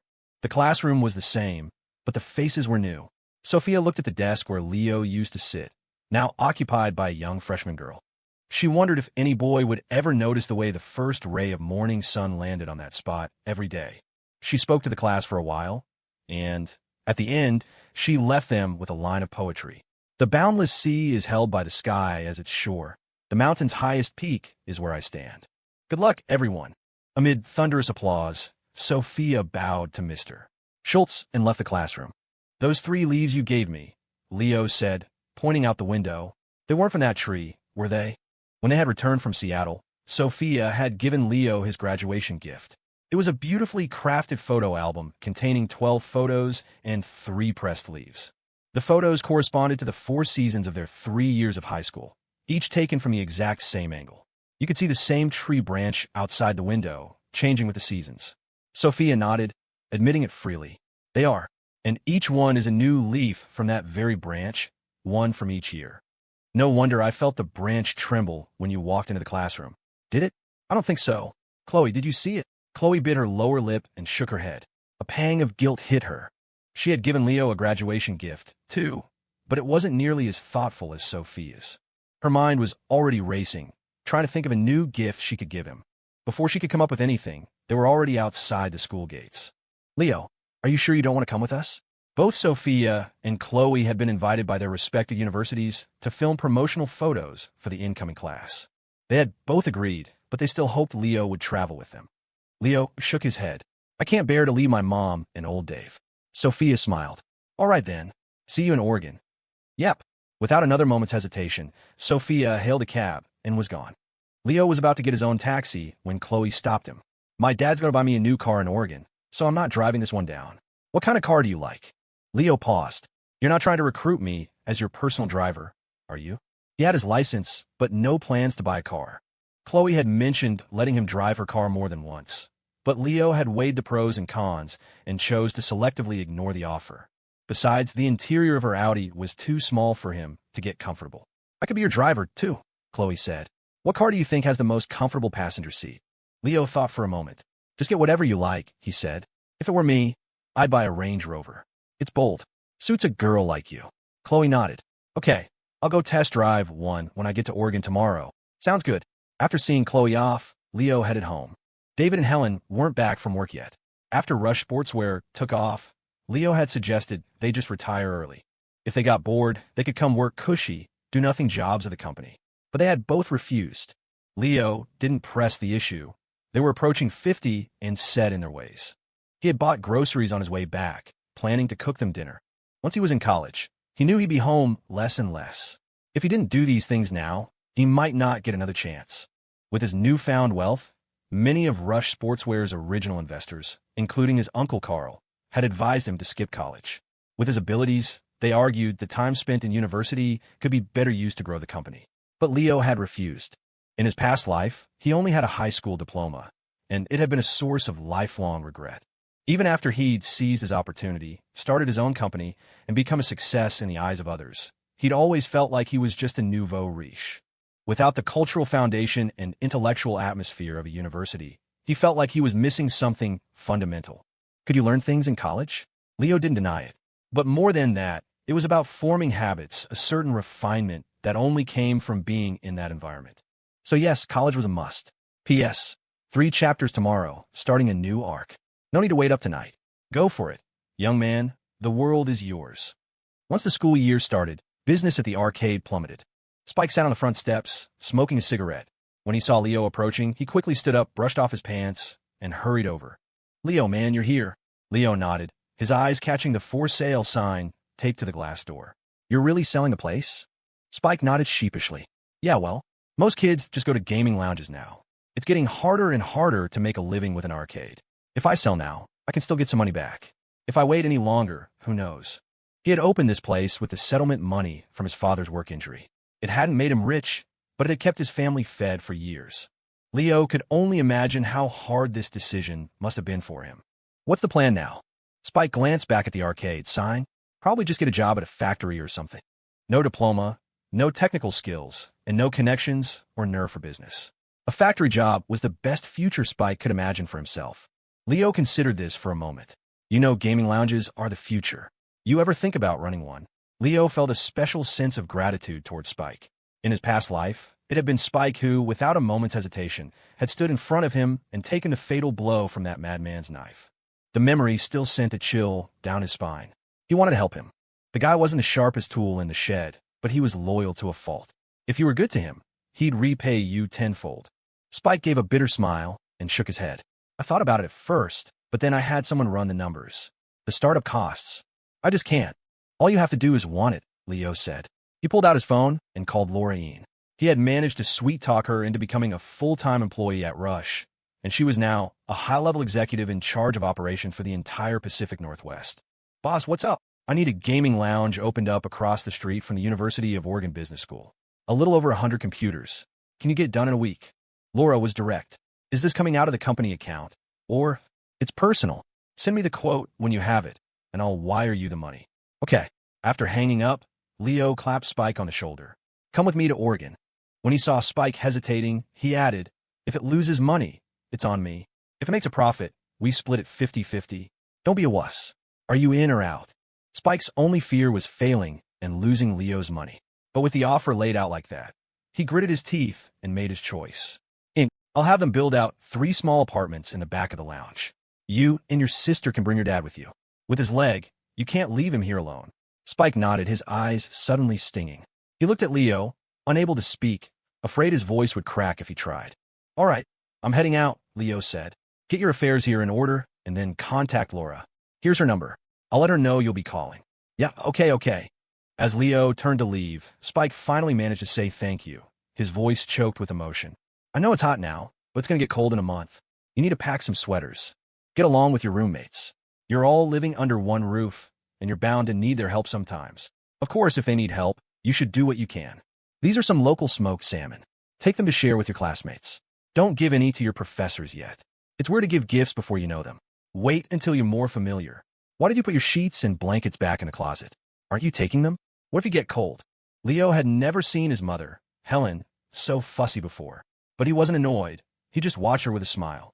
He had no intention of packing clothes or bedding. He'd just buy new stuff when he got there. Wearing high school clothes in college felt a little childish. But he knew it was his mother's way of showing she cared, so he didn't argue. He just wanted her to be happy. Helen continued, unstoppable. No one's going to be watching over you in college. Remember to eat on time, don't stay up all night. And if you like a girl, go for it. You'll just have to pay for the engagement ring yourself. Leo lost track of how long she'd been talking. Even his father, David, couldn't take it anymore. All right, the kid's grown up. What are you so worried about? Helen shot David a glare. You're not worried? If you weren't worried, you wouldn't have been looking up real estate prices in Oregon. David was silenced. He clammed up, but Leo seized on the key piece of information. The end of August was sweltering and unbearable. The incessant chirping of cicadas grated on the nerves. Leo stepped out of the train station and took a deep breath. It was the smell of freedom, a world without Helen White's supervision. The station was packed, mostly with new students arriving for orientation, luggage in tow, parents at their sides. Their faces still held a clear, innocent immaturity. Compared to them, the upperclassmen greeting the freshmen were far more polished. They chatted amiably with students and parents, instantly breaking the ice. Don't you worry, ma'am, sir. We take good care of our freshmen here. It's about an hour's drive to campus. We have shuttle buses arranged. They leave as soon as they're full. If you have other things to do, you can also take the city bus. The stop is right over there, and the signs tell you which route to take for which school. You can also take a taxi, but remember, it shouldn't cost more than $15 per person. A lot of drivers try to rip people off this time of year, so don't get scammed. And hey, if you need to buy sheets, blankets, or get a new cell phone plan, just let me know. I can help you save a lot of money. If you're looking for a part-time job on weekends or holidays, you can also hit me up.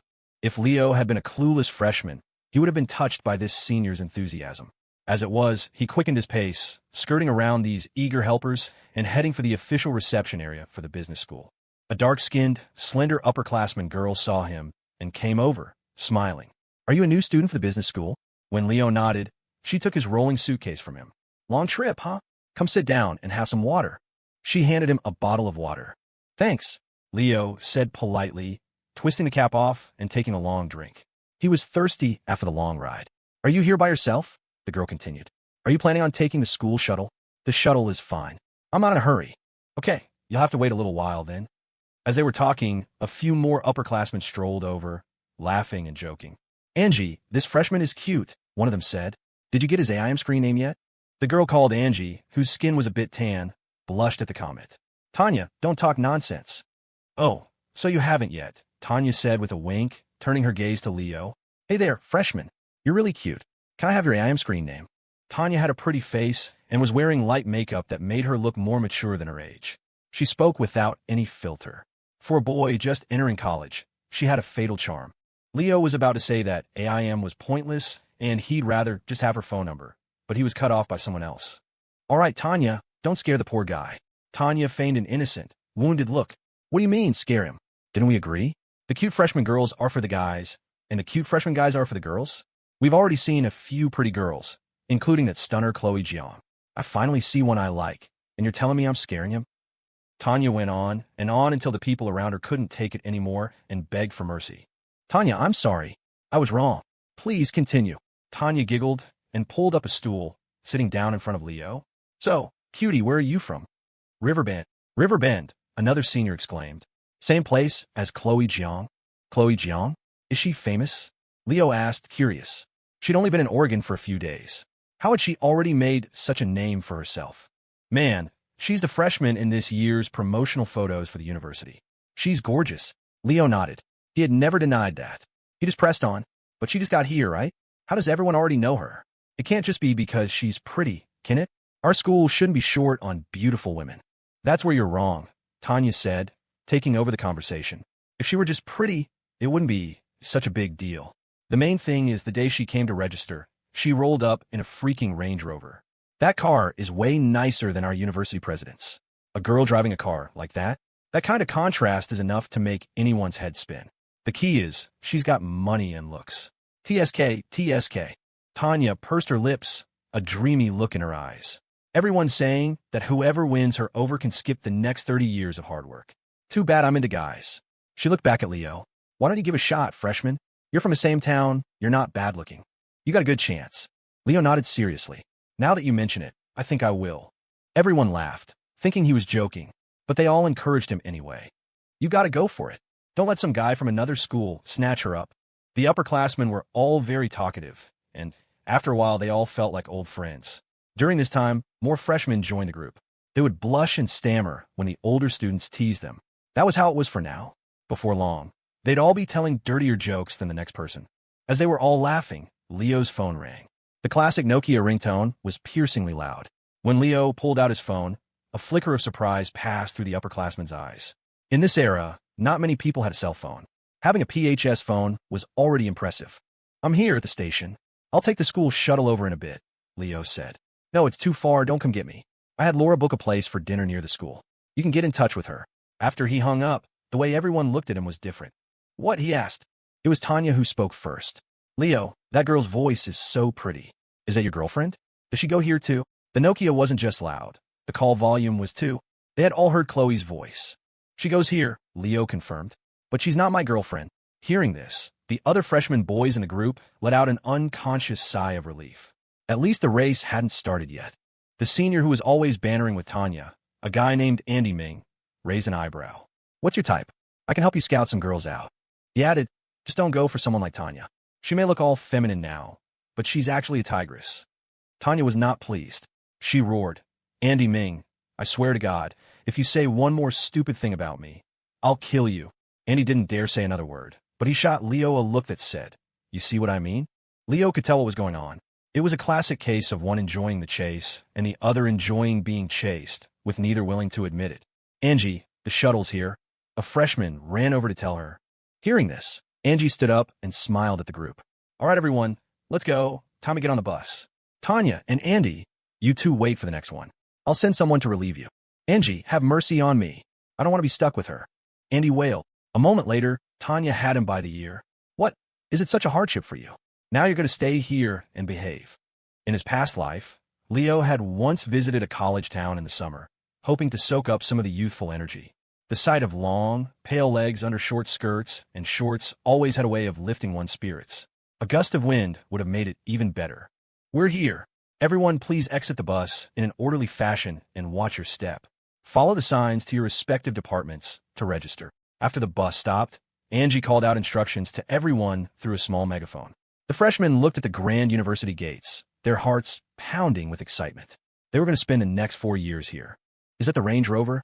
So that must be Chloe Jiang. Wow, she really is pretty. Hey, she's looking over here. Is she coming this way? You don't think she's coming to say hi to me, do you? Get over yourself. Go find a mirror and take a look at your own face. Chloe was wearing a light turquoise t-shirt and a pair of denim shorts, perfectly showcasing her long, slender, pale legs. She had on a baseball cap, and her hair was tied back in a simple low ponytail that fell naturally down her back. This was the very essence of youth. The moment she saw Leo get off the bus, her face lit up with a huge smile, and she jogged over. In front of the stunned crowd, she playfully jumped in front of him and did a little spin. Do I look good? Angie had just gotten off the bus and was wondering what everyone was staring at. Following their gazes, she saw the scene unfold. Leo took Chloe's cap off her head and put on his own. The sun was a bit blinding, and the shade felt good. You look good. Even better without the hat. Chloe wrinkled her nose and huffed, handing him an umbrella. If you think I look so good, then you can hold the umbrella for me. I won't look good anymore if I get a tan. You're so high maintenance, Leo grumbled, but he opened the umbrella anyway. If you get a tan, you're the only one who won't look good. Here, look. He pointed toward the school gates. Plenty of good-looking ones over there. Chloe naturally linked her arm through his and scoffed. You can't touch any of the others, no matter how good they look. Oh, does that mean I can touch you? A blush spread across Chloe's face. Whether from the sun or something else, it was hard to tell. She muttered, her voice barely a whisper. Well, why don't you try? Hearing this, Leo subconsciously glanced down. Her summer clothes were loose-fitting, and his gaze fell upon a landscape of pale skin framed by pink lace. Was that a hint of a cleavage? At first, Chloe didn't notice, but then she saw Leo swallow. Only then did she follow his gaze. She immediately covered her chest with her hand. Pervert, she hissed. You're still looking. Leo feigned composure, letting out a dismissive snort. TCH. There's nothing there anyway. I don't know what you're covering. I wouldn't look even if you begged me to. Chloe stomped her foot in frustration. She knew she shouldn't engage with the jerk, but she couldn't let it go. She looked at him, her voice a tentative question. You wouldn't? You really wouldn't look if I showed you? Leo's heart skipped a beat, but he kept his expression neutral and shrugged. Go ahead and try. Chloe gave him a playful smile. Okay. She lowered her hands. For real. Leo whispered in disbelief. Fake, she laughed. In your dreams. She pulled away from him, and seeing the undisguised disappointment on his face, she couldn't help but blush and add quietly, it's not like you're my boyfriend. Why would I let you look? With that, Chloe turned and walked toward the registration area for the finance department. When she noticed Leo wasn't following, she turned back and called out, Hurry up. Chloe turned heads wherever she went. On their short walk, Leo lost count of how many jealous glares he received. He felt completely innocent. In that moment, he finally understood a certain phrase. You really are a femme fatale, he muttered. Chloe gave him a playful wink. If I am, then I'll just have to torment you every day. Leo was curious. And how do you plan to do that? Chloe thought for a moment, starting to count on her fingers as she laid out her plan. I'll bring you breakfast at 8:30 in the morning, then go to class, so you can't sleep in. In the afternoon, I'll bring you milk tea and soda, so you get diabetes. At night, I'll treat you to late-night snacks, so you get fat. And I'll do your laundry, so you completely lose the ability to take care of yourself. Leo was stunned. After a long moment, he managed to choke out, You're a monster. Chloe looked up at him, smug. So? Are you scared? Please, he begged. Come and torment me immediately. Also, are you sure you know how to do laundry? Chloe had been pampered her whole life, treated like a princess by her father. A private chef prepared all her meals. She was the classic example of someone who had never had to lift a finger. Could she really do chores? Leo was genuinely curious. If he had grown up in her shoes, he probably wouldn't know how to do anything. Just living off his inheritance seemed like the safest bet.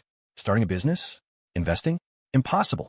As long as you stayed away from gambling, drugs, and venture capital, you'd never have to worry about running out of money. Who are you looking down on? I've been doing my own laundry since I was a kid. Thank you very much. Wow, you're so amazing. They chatted as they walked, and soon they arrived at the finance department's reception area. Leo found his class section. The advisor was a man in his 40s. Sitting next to him was a boy about their age, helping the teacher with registration. Leo White. Hi, I'm Richie Ho. You can call me Richie.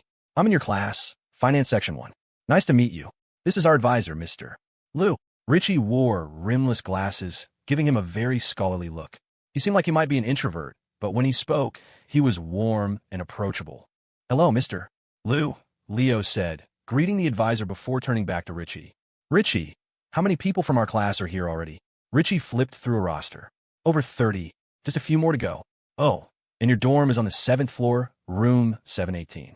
It's a bit high up, but hey, it's good exercise. Leo didn't have high expectations for his dorm room. As long as it was livable, he didn't mind. Besides, he was planning to buy an apartment nearby anyway.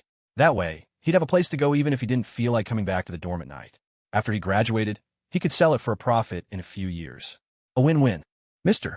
Lou handed Leo an orientation handbook. We're having our first class meeting tonight at 7, in the Learning Center, room 211. Don't be late. Got it. As Leo was about to head to his dorm, Richie's eyes landed on Chloe, who was standing behind him. A certain something flickered in his gaze. Is that your girlfriend? She's really pretty.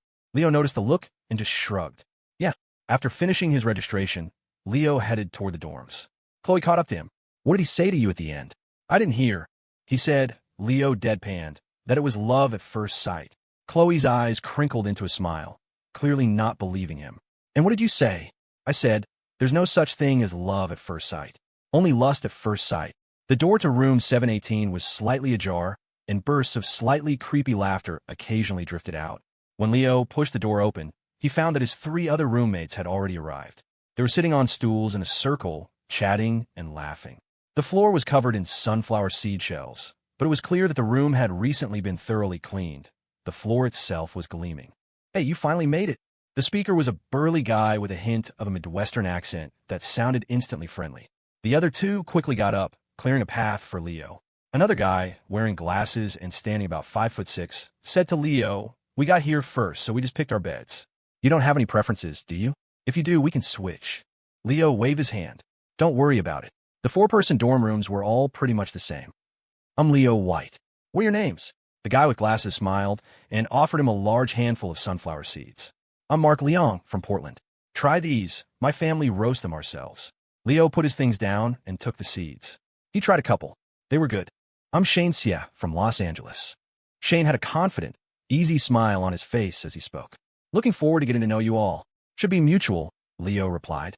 Yeah, you're right about that. Chad Xiong from Minnesota, the big guy said, I can be a little loud, so don't mind me. I'll try to keep it down. After the brief introductions, Leo started to make his bed. The others offered to help, but after he declined, they took it upon themselves to sweep the floor. Class meeting is at 7. Shane suggested once the room was clean. What's the plan after? We should all go out for dinner. Chad and Mark both nodded. Sounds good. Leo, you in? Leo had just finished making his bed and was sitting at his desk. He nodded in agreement. Yeah, sure. Even though Laura Ian had already arranged a dinner at a fancy restaurant nearby, this was their first dorm dinner. Leo felt it was important to go. He could just eat 2 dinners. The times didn't overlap. Leo didn't have many strengths, but being able to eat a lot was one of them. After they chatted for a bit longer, Chloe called him to ask if he was done unpacking. Yeah, I'm coming down now. After hanging up, Leo looked at his roommates apologetically. Before he could say anything, Mark waved his hand. Go. Get out of here. If you keep her waiting, she might start to hold it against us. Shane added, yeah, and bring her to dinner tonight. For guys, eating is too boring. Chad chimed in, or have her bring her roommates too. If he refused now, he'd seem antisocial. He had no choice but to agree. Let's see if there's anyone interesting in our class after the meeting. If there is, we can ask them first. You got to take advantage of being close by. If there's really no one suitable in our class, then I'll make other arrangements. Shane gave Leo a thumbs up. Brilliant. I'm leaving. You guys talk too much. With that, Leo walked out the door. The other 3 just laughed. From this brief interaction, Leo had a preliminary read on his 3 roommates. Chad was boisterous and might seem intimidating, but he was very considerate of others' feelings. Mark was a typical kid fresh out of high school. No hidden agendas, completely open with everyone.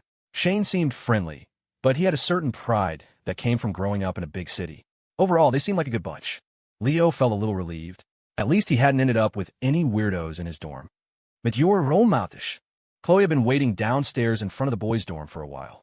The number of guys passing by and staring at her was making her uncomfortable. Otherwise, she wouldn't have called him. Yeah, let's go eat. Leo checked the time. It was already 5. They could finish eating just in time to get back for the class meeting and then go out for their second dinner.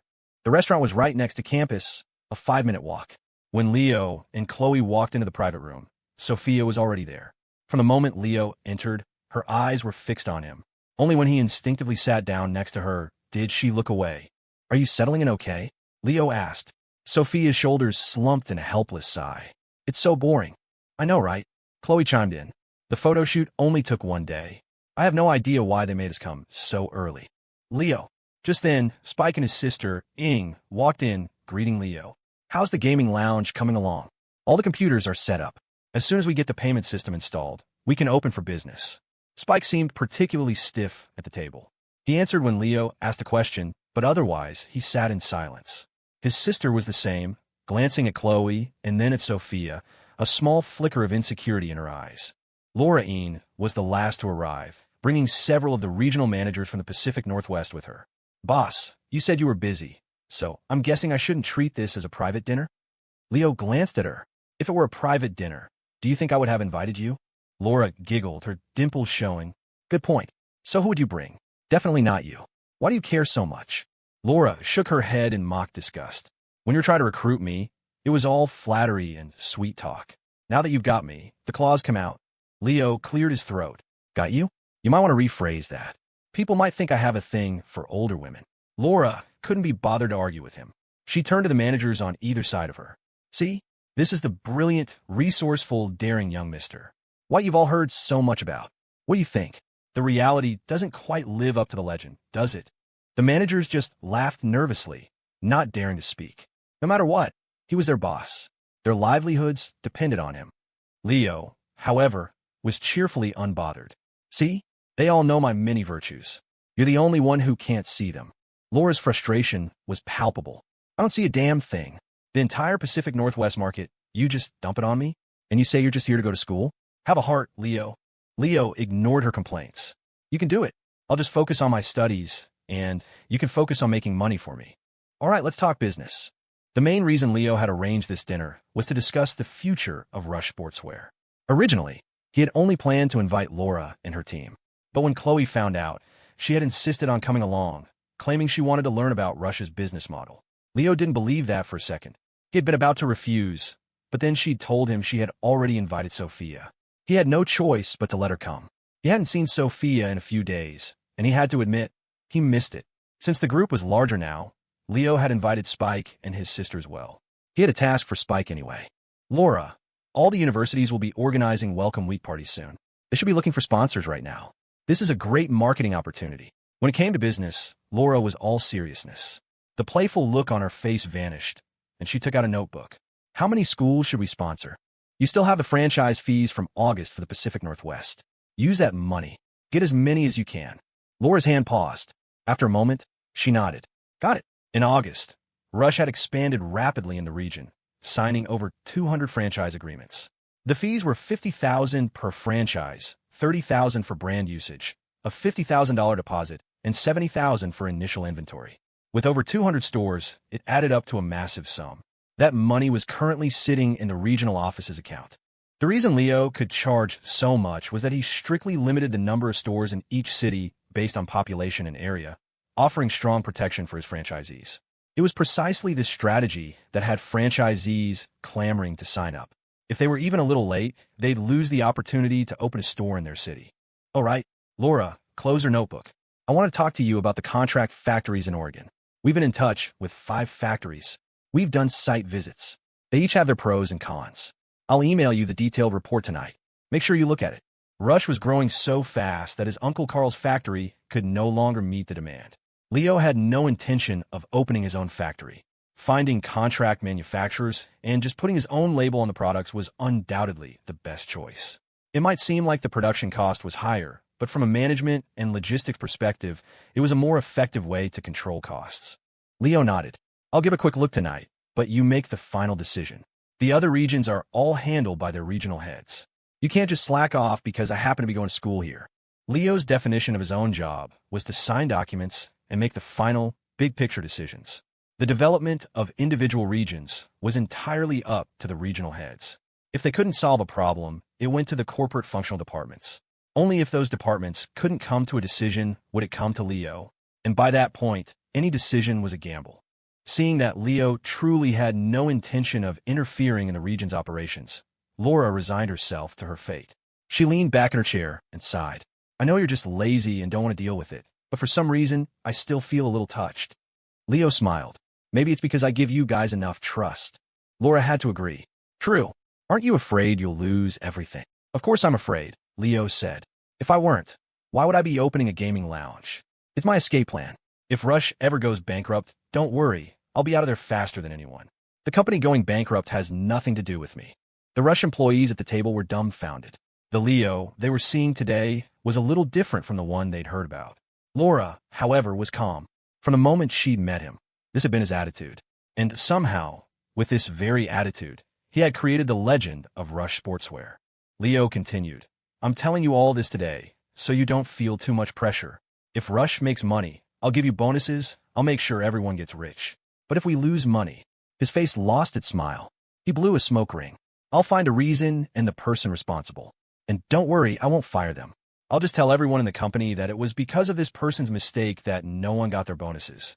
As for what they say or do after that, that's not my problem. After he finished, a chilling silence fell over the room. Even Chloe was frightened by his tone. Only Sophia calmly picked up her teacup and took a sip. Everyone's here. I'll have the server bring the food. As she spoke, it was as if time, which had been frozen, started moving again. Yeah, I'm getting a little hungry. Leo knew not to overdo it. Seeing that he had made his point, he immediately relaxed his expression. Spike, the gaming lounge is about to open. Have you thought about any promotions? He asked, eating his food. Spike shook his head like a bobblehead doll. He was fine playing pool or video games, but when it came to business, he was always missing something. Leo knew this, so he didn't press him. He just offered a suggestion. Freshman orientation is about to start. The suppliers for the water coolers on campus are super busy right now. Go talk to them. Offer to pay them 50 cents for every flyer they stick on one of their water jugs. They'll be happy to do it. And remember, the flyers can only be on the water jugs. Absolutely no going inside the school to hand them out. Leo hated the marketing vultures who would sneak into dorms with bags full of junk, pretending to be upperclassmen to push their products.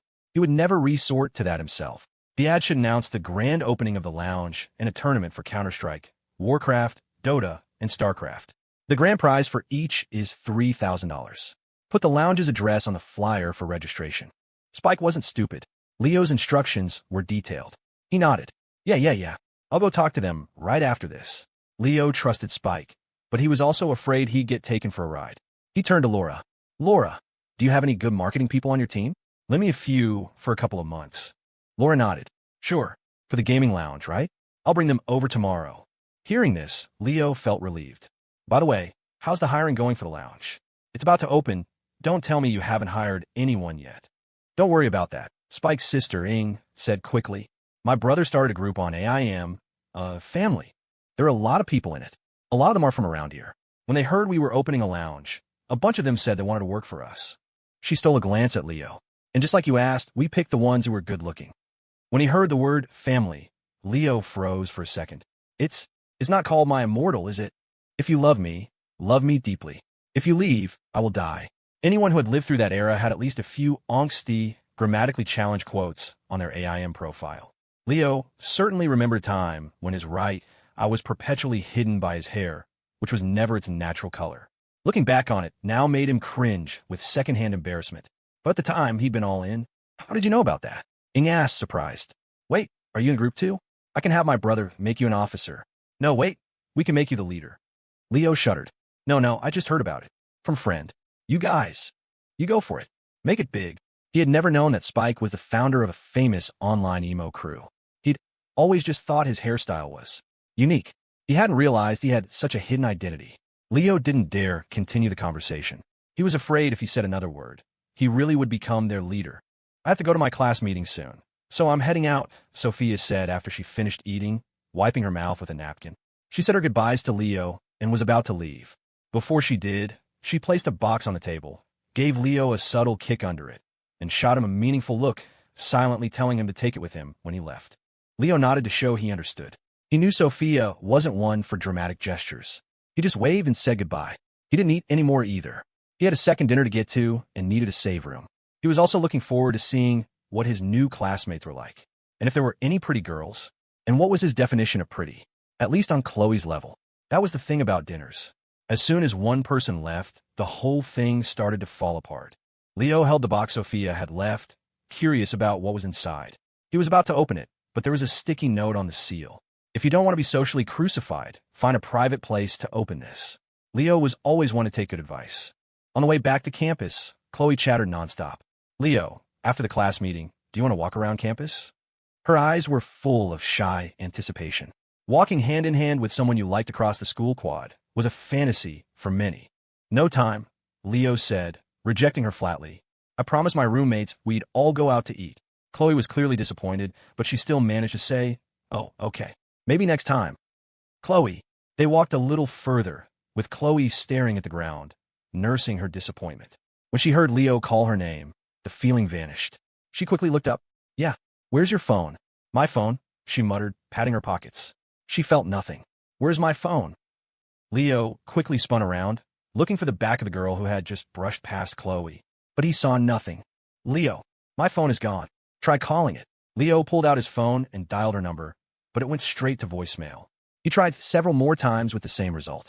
Chloe bit her lip, looking at Leo miserably. Leo, however, was unfazed. What are you so sad about? It's not like you can't afford a new one. Ethan Jiang was a tycoon, and the local classified site Chloe ran was already turning a profit.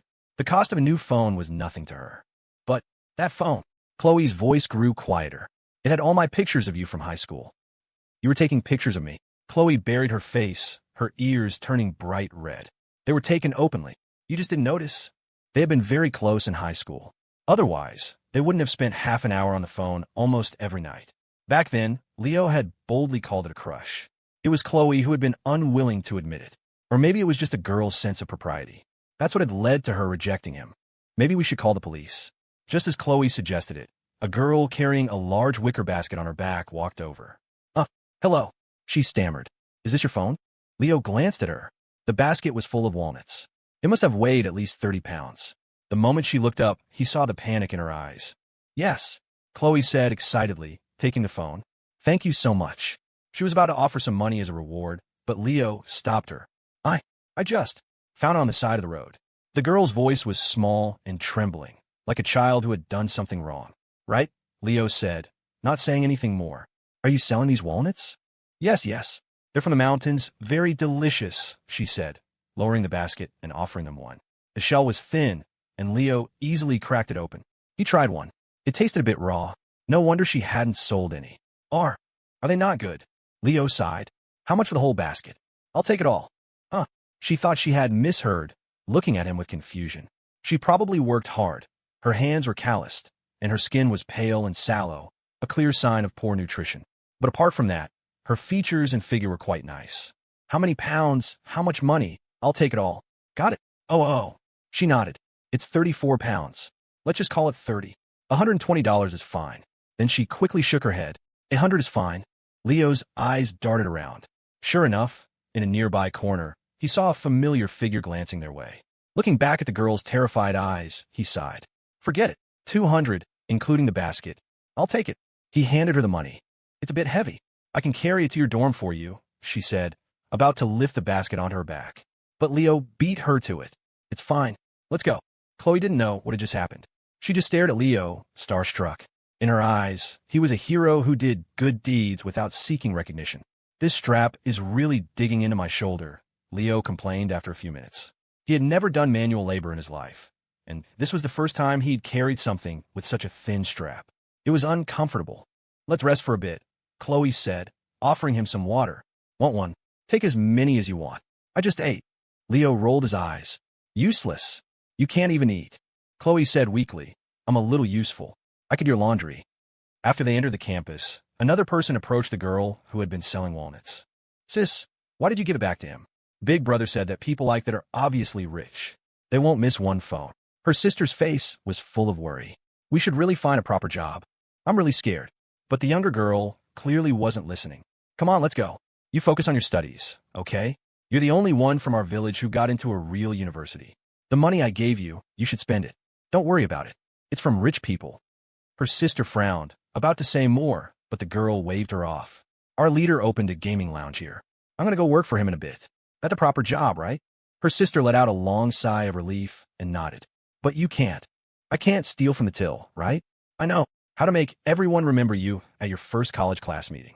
Leo's method. Walk into the classroom with a heavy wicker basket on your back. By the time he arrived, the classroom was already full. The boys and girls were separated as if by an invisible wall, clustered in their respective dorm groups, chatting amongst themselves, ignoring the other side. The moment Leo walked in, the room quieted down, and everyone stared at him with strange expressions. His 3 roommates from 718 were sitting near the door. They had even saved him a seat. When they saw him come in, Shane exclaimed, Leo, what is this? Well, I didn't bring any gifts for everyone, and I saw these walnuts and thought they looked pretty good, so I bought some. As he spoke, Leo set the basket down next to the lecturer's podium. He then called out to Shane and the others. Come on, help me pass these out. Oh, okay. The 3 of them immediately sprang into action, taking walnuts from the basket and handing them out to the class.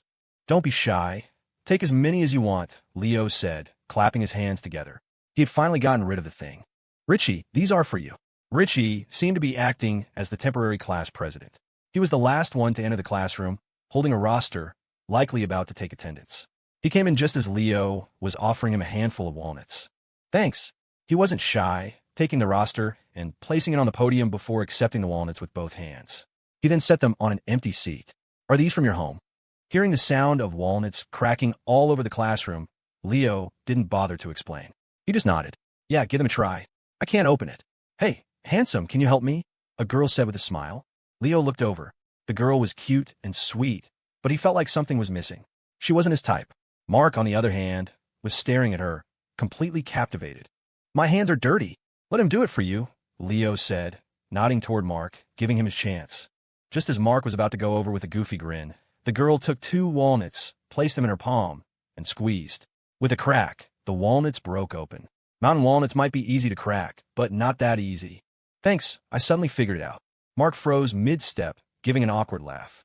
At that moment, Richie had finished writing Mr. Lou's name and phone number on the board. He turned around and called out to the class.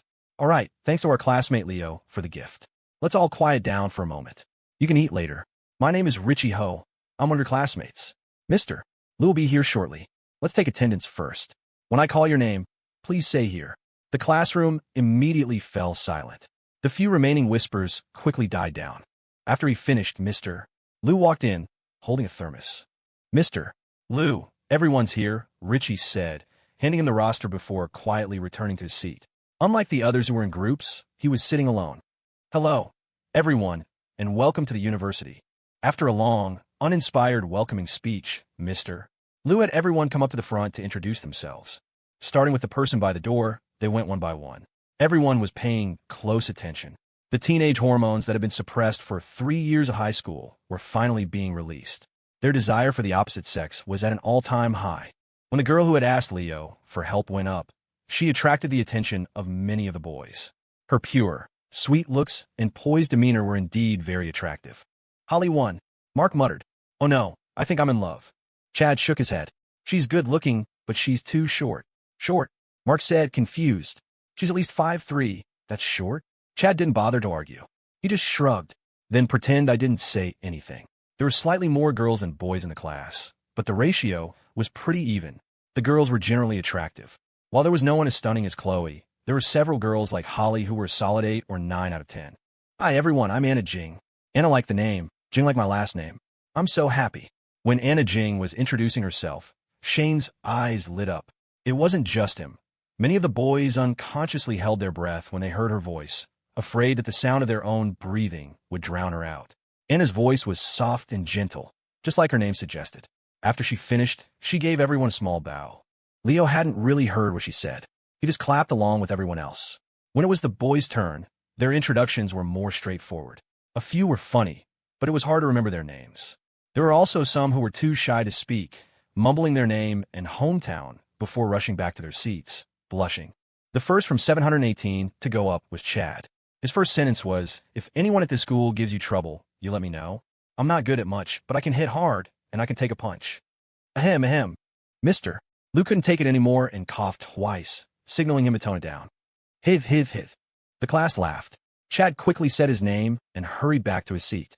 A guy nearly 6'3" was actually blushing. Mark didn't say much either. His personality wasn't suited for being on stage. Shane, on the other hand, began his impromptu performance. "My name is Shane Xie.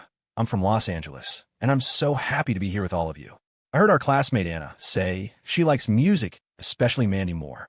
What a coincidence, so do I." A chorus of teasing sounds came from the audience. But Shane wasn't bothered. He continued, "Especially that song The Strength Inside. It's just incredible. They say that with a true friend, 1,000 drinks are not enough. On behalf of Dorm 718, I would like to formally invite your dorm to join us for dinner after this meeting. What do you say?" Anna's face instantly turned bright red. Her roommates around her were all hooting and hollering. But even so, she didn't answer right away. "Let's talk about it later."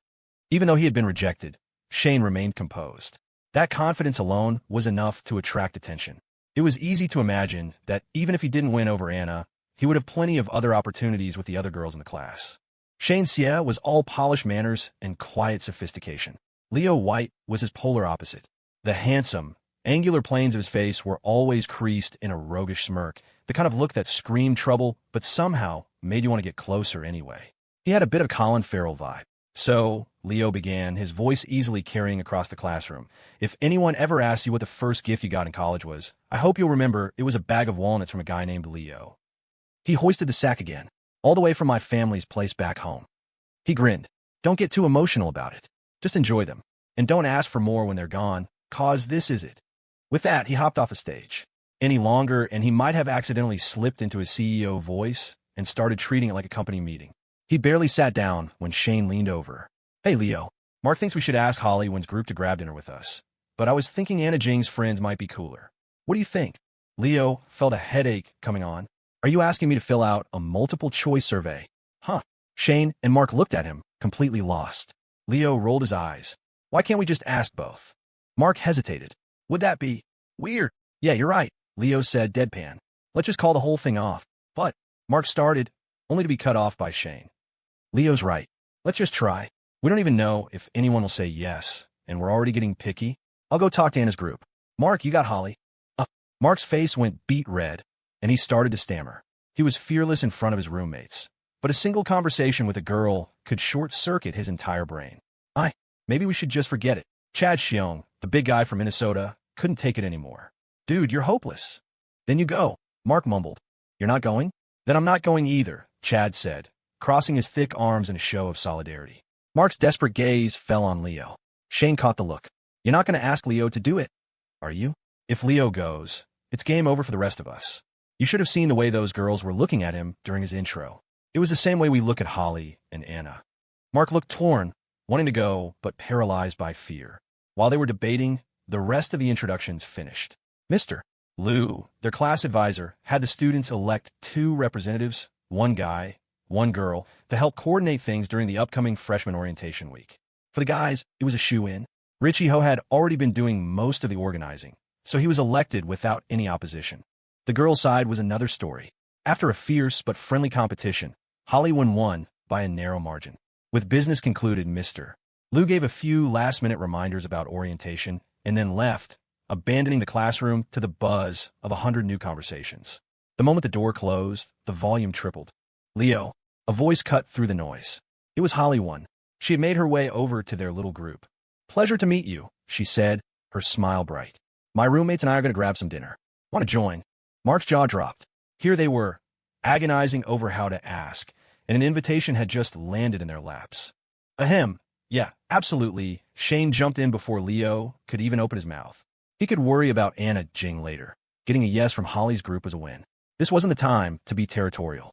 Whatever you guys are craving. My treat. Holly giggled, a bright, musical sound. Well, in that case, we won't be shy. As she walked away, Mark shot a wary look at Shane. I thought you were going to talk to Anna. Oh, right, Shane said, snapping back to reality and heading toward Anna's group. He returned a few minutes later, looking dejected. She said no.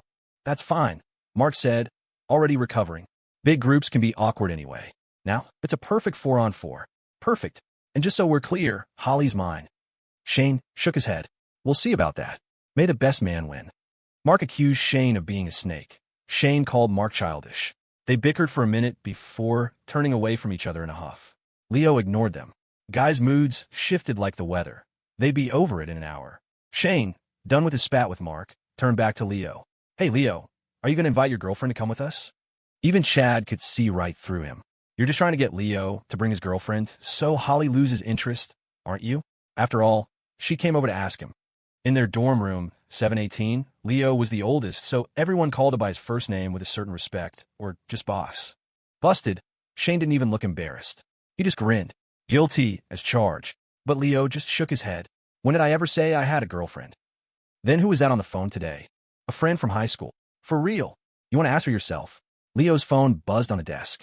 He slid it across the table towards Shane. The screen lit up with the caller ID, Chloe Jiang. Chloe Jiang, Shane muttered, the name pinging a memory. A second later, his eyes widened. Whoa, is that the Chloe Jiang? Before even arriving on campus, Shane had scoured all the university forums and AIM group chats. Among the incoming freshman class, Chloe Jiang's name was legendary. Rich, beautiful, and drove a Range Rover. She was the definition of a girl. Ignoring Shane's shock, Leo picked up the phone and answered. Hey, a couple of guys just tried to ask my roommates and me out to dinner. Chloe's voice was buzzing with excitement. Leo wasn't surprised. He'd pulled the same move his first week of high school. And my roommates shut them down. So awesome. They said guys like that are only after one thing and that I should be careful. They're actually really cool. At the end, Chloe's voice became softer, almost timid. I'm taking them out to dinner tonight. Do you want to come? She asked. Got plans tonight, Leo said, his tone casual. Some poor sap from my dorm is treating another group of girls to dinner. Chloe sounded disappointed. It was the second time Leo had turned her down today. But that wasn't the worst of it. She bit her lip, her voice laced with worry as she ventured the question. A group of girls. Yep. You can take your time getting to know the guys, but with the girls, you snooze, you lose. Chloe was about to ask something else when she heard a commotion on Leo's end, someone yelling. Who are you calling a poor sap? Before she could make it out, the line went dead. All she heard was the dial tone. Chloe, what's wrong? One of her roommates asked, noticing her crestfallen expression. You look so bummed all of a sudden. Chloe frowned, feeling a pout form on her lips. Stacy, Leo's going out with another dorm full of girls tonight. Stacy Dong's eyes went wide. He's playing the field already? What are you even doing with a guy like that? Seeing Chloe's lip tremble, on the verge of tears, she softened her tone. Hey, it's just dinner. A chance to meet people. It doesn't mean anything, okay? Besides, she added, who at this school is more amazing than you? Have some confidence. Chloe just shook her head. You wouldn't believe it, but around him, I have zero confidence. I can't help but worry he's going to get tired of me. Leo, explain yourself. Who's the poor sap? Shane was half-jokingly yelling at him. Leo, having hastily ended the call with Chloe, just threw his hands up. Whoever it is, it's not me. Yeah, Mark chimed in, smirking at Shane. He knows who he is. Shane huffed, realizing he was outnumbered, and dropped it. A moment later, his sycophantic grin was back in place. So was that really Chloe Jiang? It was a Chloe Jiang, Leo said non-committally. Don't know if it's the one you're thinking of. Shane remembered Leo had said he was from Riverbend, and the famous Chloe Jiang was too. He nodded. It's got to be her. I'm just curious, what does her family do? Driving a Range Rover before you're even 20. That's not normal. Leo shot him a look. What? You thinking of becoming a kept man? Shane laughed sheepishly. I mean, I wouldn't be opposed. Trust me, it's not worth it with her family. After Leo said that, Shane gave him a long, searching look. How would you know? Personal experience? Leo took a deep breath and shook his head. She wanted me to try. I wasn't interested. Whatever, Shane scoffed, assuming Leo was just messing with him, and changed the subject. The classroom buzzed for a while longer until Mr. Liu poked his head in and gave them the all-clear. Only because it was the first day where they all so well-behaved, waiting for a teacher's dismissal. In a few weeks, getting half the class to show up at all would be a victory. So, ladies, what are you in the mood for? Shane asked, eagerly stepping up to Holly's group. One of Holly's roommates looked at the throngs of students pouring out of the building and sighed. Let's just see what's open. Finding a table anywhere is going to be a miracle. It was the first week of school, and every restaurant near campus was packed. Just finding a place to sit was the main challenge. Holly's roommates were all attractive, and aside from one who was too shy to speak much, the other two quickly fell into easy conversation with Leo's crew. The walk was filled with laughter and jokes. What about you, Leo? Holly asked, steering the conversation his way after Shane finished a story about chasing a girl in high school. Did you have a high school sweetheart? Where is she now? Oh, you don't know?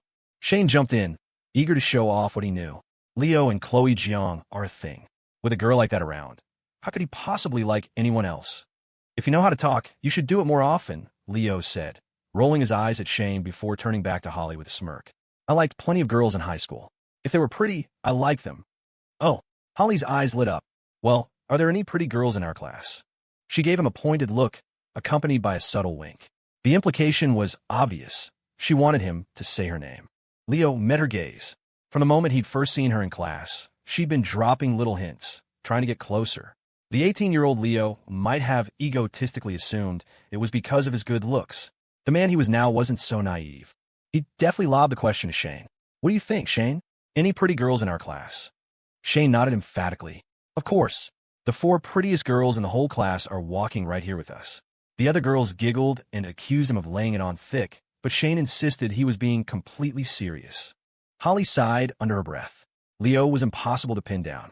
In 2004, the university didn't have dedicated parking lots yet, just painted spots along the campus roads. Among the sea of sedans and hatchbacks, a black Range Rover stood out like a panther in a flock of pigeons. Nearly everyone who walked by did a double take. A luxury car was a topic of conversation. A beautiful girl was a topic of conversation. Put them together, and you had a royal flush. Chloe Jiang had both. Hey, Leo, Shane said, staring at the SUV. If you asked Chloe to borrow her keys, you think she'd let you? Nope, Leo answered flatly. Shane nodded in understanding. Yeah, I guess not. My dad won't even let me take his Ford Taurus out without a 20-minute lecture. That's not what I meant, Leo started. I meant I wouldn't need to borrow it. No need to explain, man. We get it. Mark cut in, thinking Leo was just trying to save face. It's just a Range Rover. We'll all buy one someday. Leo fell silent. It was good for young men to have dreams. The restaurants on the strip near campus were doing their best business of the year. Every single one was overflowing with students. After walking a full loop, their group still hadn't found a single open table. Worst case, we could just grab something from the food trucks on University Avenue, Holly suggested. Her roommates all agreed. Shane, wanting to be agreeable, nodded along. Just as they were about to head for the strip, a voice called out Leo's name. Leo, you're getting a second dinner too? Sophia. Leo was surprised to see her. He was still carrying the gift box she'd given him, having not found a moment to open it yet.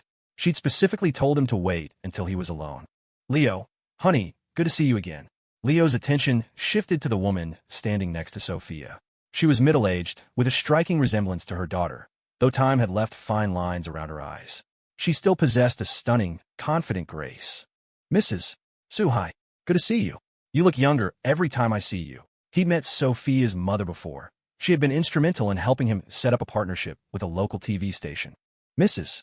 smiled warmly. Are you all looking for a place to eat? Leo glanced at the packed restaurants around them. We're trying. Not having much luck. There are 8 of you, right? Sue counted them quickly. When Leo nodded, she made an offer. I have a private room reserved at the Golden Swan, just up the street, and it feels a little lonely with just the 2 of us. If you don't mind, please join us. The Golden Swan was the nicest restaurant in the area, a national chain with a members-only policy. It was far beyond what any student could afford. Shane and the others, suddenly shy in the presence of such an impressive adult, looked to Leo to make the decision. Thank you, Mrs. Sue, but we couldn't possibly.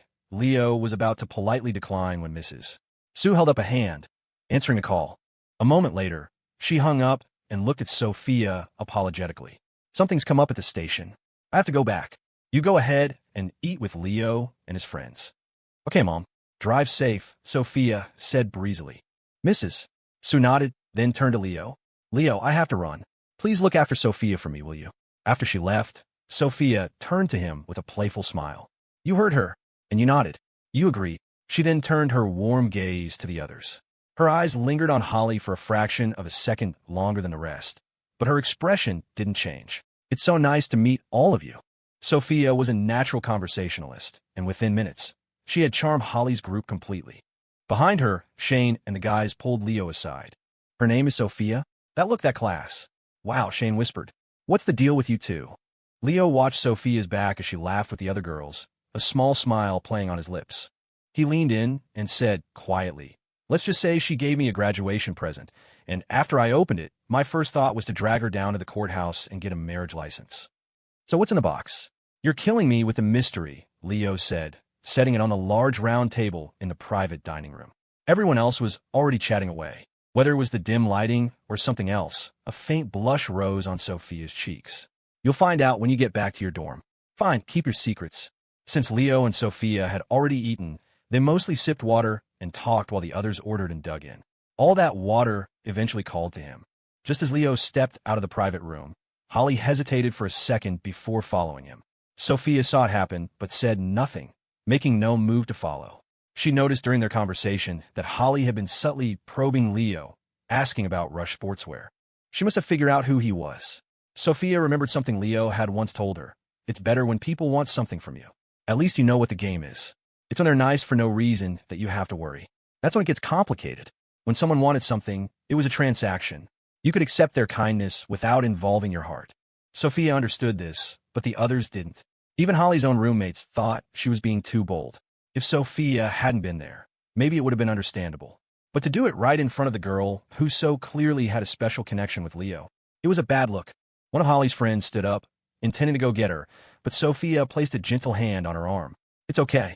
Let's just eat. Shane and the other guys exchanged glances and chose to remain silent. They looked at Sophia with a newfound sense of awe. She was so gentle, so graceful and composed. She had the unmistakable air of a girl from a well-educated, old-money family. Shane, who prided himself on being from a big city and having met a share of impressive people, had never seen anyone carry themselves with such poise at their age. Just say it. What do you want? Leo stopped outside the men's room, lighting a cigarette and waiting for Holly to catch up. She stood before him, biting her lip, the words stuck in her throat. If you're not going to talk, I'm going in. Leo made a move to leave. The restroom was just an excuse. He'd really just wanted to smoke. Mr. White, she finally whispered. The Rush Sportswear contract for the manufacturing partner in the Pacific Northwest. Could you consider my family's factory? Leo crushed the cigarette under his shoe. He'd been expecting something more dramatic. Sorry, that's not my department. I can't help you. With that, he started to walk past her. He had handed over all operations for that entire region to Laura Ian and had no intention of interfering. If you help us, I'll do anything you want. Leo's footsteps paused. He turned back, his eyes slowly raking over her from head to toe. There was nothing particularly special about her. His gaze made Holly uncomfortable, but she held her ground, standing frozen as he assessed her. "You're not even in the same league as Chloe Jiang," he said coldly. "So no, there's really nothing I want you to do." Watching him walk back into the private room, Holly stood motionless. A moment later, she couldn't hold it in any longer. She crumpled to the floor, burying her face in her hands, her shoulders shaking with silent sobs. It felt like all hope was gone. The factory was her family's legacy, generations of work. When Leo re-entered the room, everyone except Sophia shot him curious looks, their eyes flicking to the empty doorway behind him. He calmly sat back down in his seat. He leaned over to Shane and Mark. "She's out there and needs a shoulder to cry on. Who's going?" Leo slid a business card onto the table. "Just a heads up, she probably has expensive taste. If you can't afford it, don't get any bright ideas. Even if you win her over for a little while, you won't be happy." Mark was all talk. He wouldn't have dared. Hearing Leo's warning, he shrank back even further. Shane's mind, however, started churning. But while he was still debating, Sophia picked up the card, stood, and walked out of the room. Leo held back a laugh, shaking his head at his roommates. "Too bad," he said. "Useless. You guys have no idea what you just missed. I handed you the opportunity, and you fumbled it." In his past life, with only a high school diploma, Leo had clawed his way through the real world for over a decade before finding success. That environment had forged his ruthless personality. You couldn't make it if you were a bleeding heart. As the old saying goes, a kind man can't lead troops, and a righteous one can't manage wealth. If he hadn't known two of his roommates had a crush on Holly, he wouldn't have even bothered stepping out for that cigarette, let alone produced Lori Yin's personal business card. Giving them the card was his way of showing he was willing to do this small favor. It was just a question of who would be the one to cash it in. He'd intended it for Shane or Mark, but they were all talk, no action. A few minutes later, Sophia and Holly came back into the room. "Thank you," Holly said, facing Leo and giving him a deep, formal bow in front of everyone. The gesture left the table stunned. "I'm not the one who helped you," Leo said, casually picking at a bowl of peanuts with his chopsticks. Holly nodded and quietly returned to her seat. Shane and the others were bursting with questions, but had no idea where to start. "Well," Sophia said, glancing at the time, "you all enjoy the rest of your meal. I should get going." She looked at Leo. "Walk me out." Holly's family has owned that clothing factory for years, Sophia explained as they walked through the lamplit campus. "The equipment is old, production is down. It's not big enough to handle all of Russia's needs for the Pacific Northwest on its own. I checked with Laura. Adding them as a supplementary partner won't affect the main contracts Rush is putting out to bid." As she spoke, she gave Leo a deep look. It was unsettling how quickly he had gained the power to change the fate of a small business with a single word. It felt like just yesterday, she was hiring people to post positive comments online to help him promote his first consignment deals. That was only 3 months ago. Leo knew Sophia was incredibly capable and measured. He trusted her judgment completely. "Whatever you think is best," he said. Sophia nodded. "Aren't you curious why I helped her?" she asked. Seeing no change in his expression, she realized he truly wasn't. She sighed. "Rush is getting a lot of attention lately, and a lot of negative talk is starting to pop up online. You should be careful." I asked her about it. Their factory has a unique history. Helping them out now could give us an unexpected ally when we need it most. I know you've made your own preparations to deal with the rumors, but people are unpredictable. It's always good to have another card to play. Leo felt that Sophia was unusually animated tonight, more talkative than he'd ever seen her. The old Sophia would have quietly arranged everything without telling a soul. She hadn't been like this when they'd met for dinner earlier. Her mother's visit must have triggered something. He didn't dare ask what it was. He was just glad to see her seem a little lighter. This girl was so mature it was heartbreaking. She'd never admit what was bothering her even if he asked. He walked her to her dorm building. Just as he was about to leave, she called out to him. "Leo, if you could go back to that day, would you still be so reckless and stand in front of me?" Her face was a mixture of complex emotions. Leo thought back, trying to remember every significant interaction he'd had with Sophia in high school. Only one stood out with that kind of intensity, the one that had landed him in the hospital. "Let's worry about that if we ever figure out time travel." "I should go," he said, turning to leave. He had a good idea of what she was getting at. Thinking about it, the timing was right. The man who'd attacked her was getting out of prison soon, and his first stop would be revenge. In his past life, Sophia had been at Stanford, out of the man's reach. So he had come for Leo instead. That's when Spike had stepped in and taken a knife for him. If there's a next time, Sophia called out to his retreating back, you run first. You hear me? Leo just waved a hand over his shoulder in acknowledgement. If Sophia hadn't reminded him, he would have completely forgotten about it. The whole mess had started with her mother. Back when she was an investigative reporter, she had exposed a pharmaceutical company for using illegal substances. They couldn't get to her, so they went after her daughter. It was the main reason Sophia's parents lived apart. When Leo got back to his dorm, the room was empty. His roommates were probably still out with Holly's group.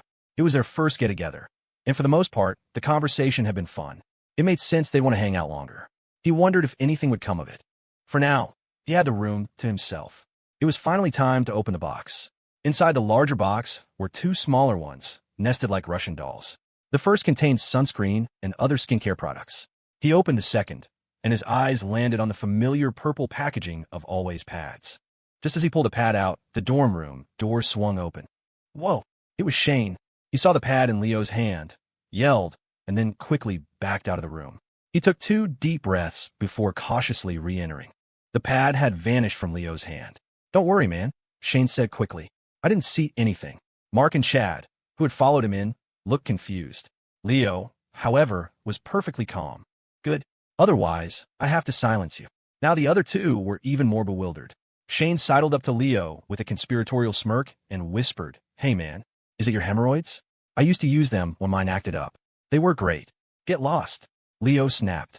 It's an insole for the orientation week hikes. Got it? Oh, Shane said, nodding as it clicked. You know, that actually makes sense. Got any extras? Nope, Leo shot back. Find someone to get you your own. If you can't, go buy them yourself. Come on, man. How am I, a grown man, supposed to go buy? The guys were roughhousing when a knock came at the door. It was Richie Ho, the class rep, holding a stack of uniforms for their wilderness orientation. Got your sizes like you requested. Try them on. Make sure they fit.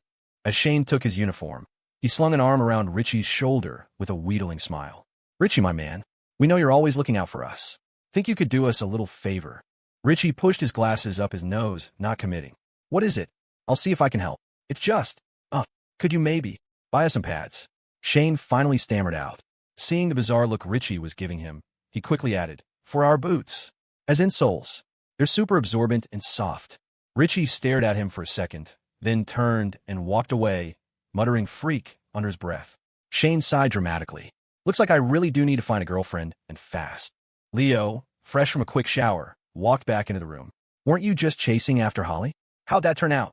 At the mention of her name, Shane sighed and stared at him. Leo, are you hiding something from us? Why did Holly bow to you like you saved her life? Leo blinked, pretending to think about it. Hiding? Not really. There's just a lot about me you don't know yet.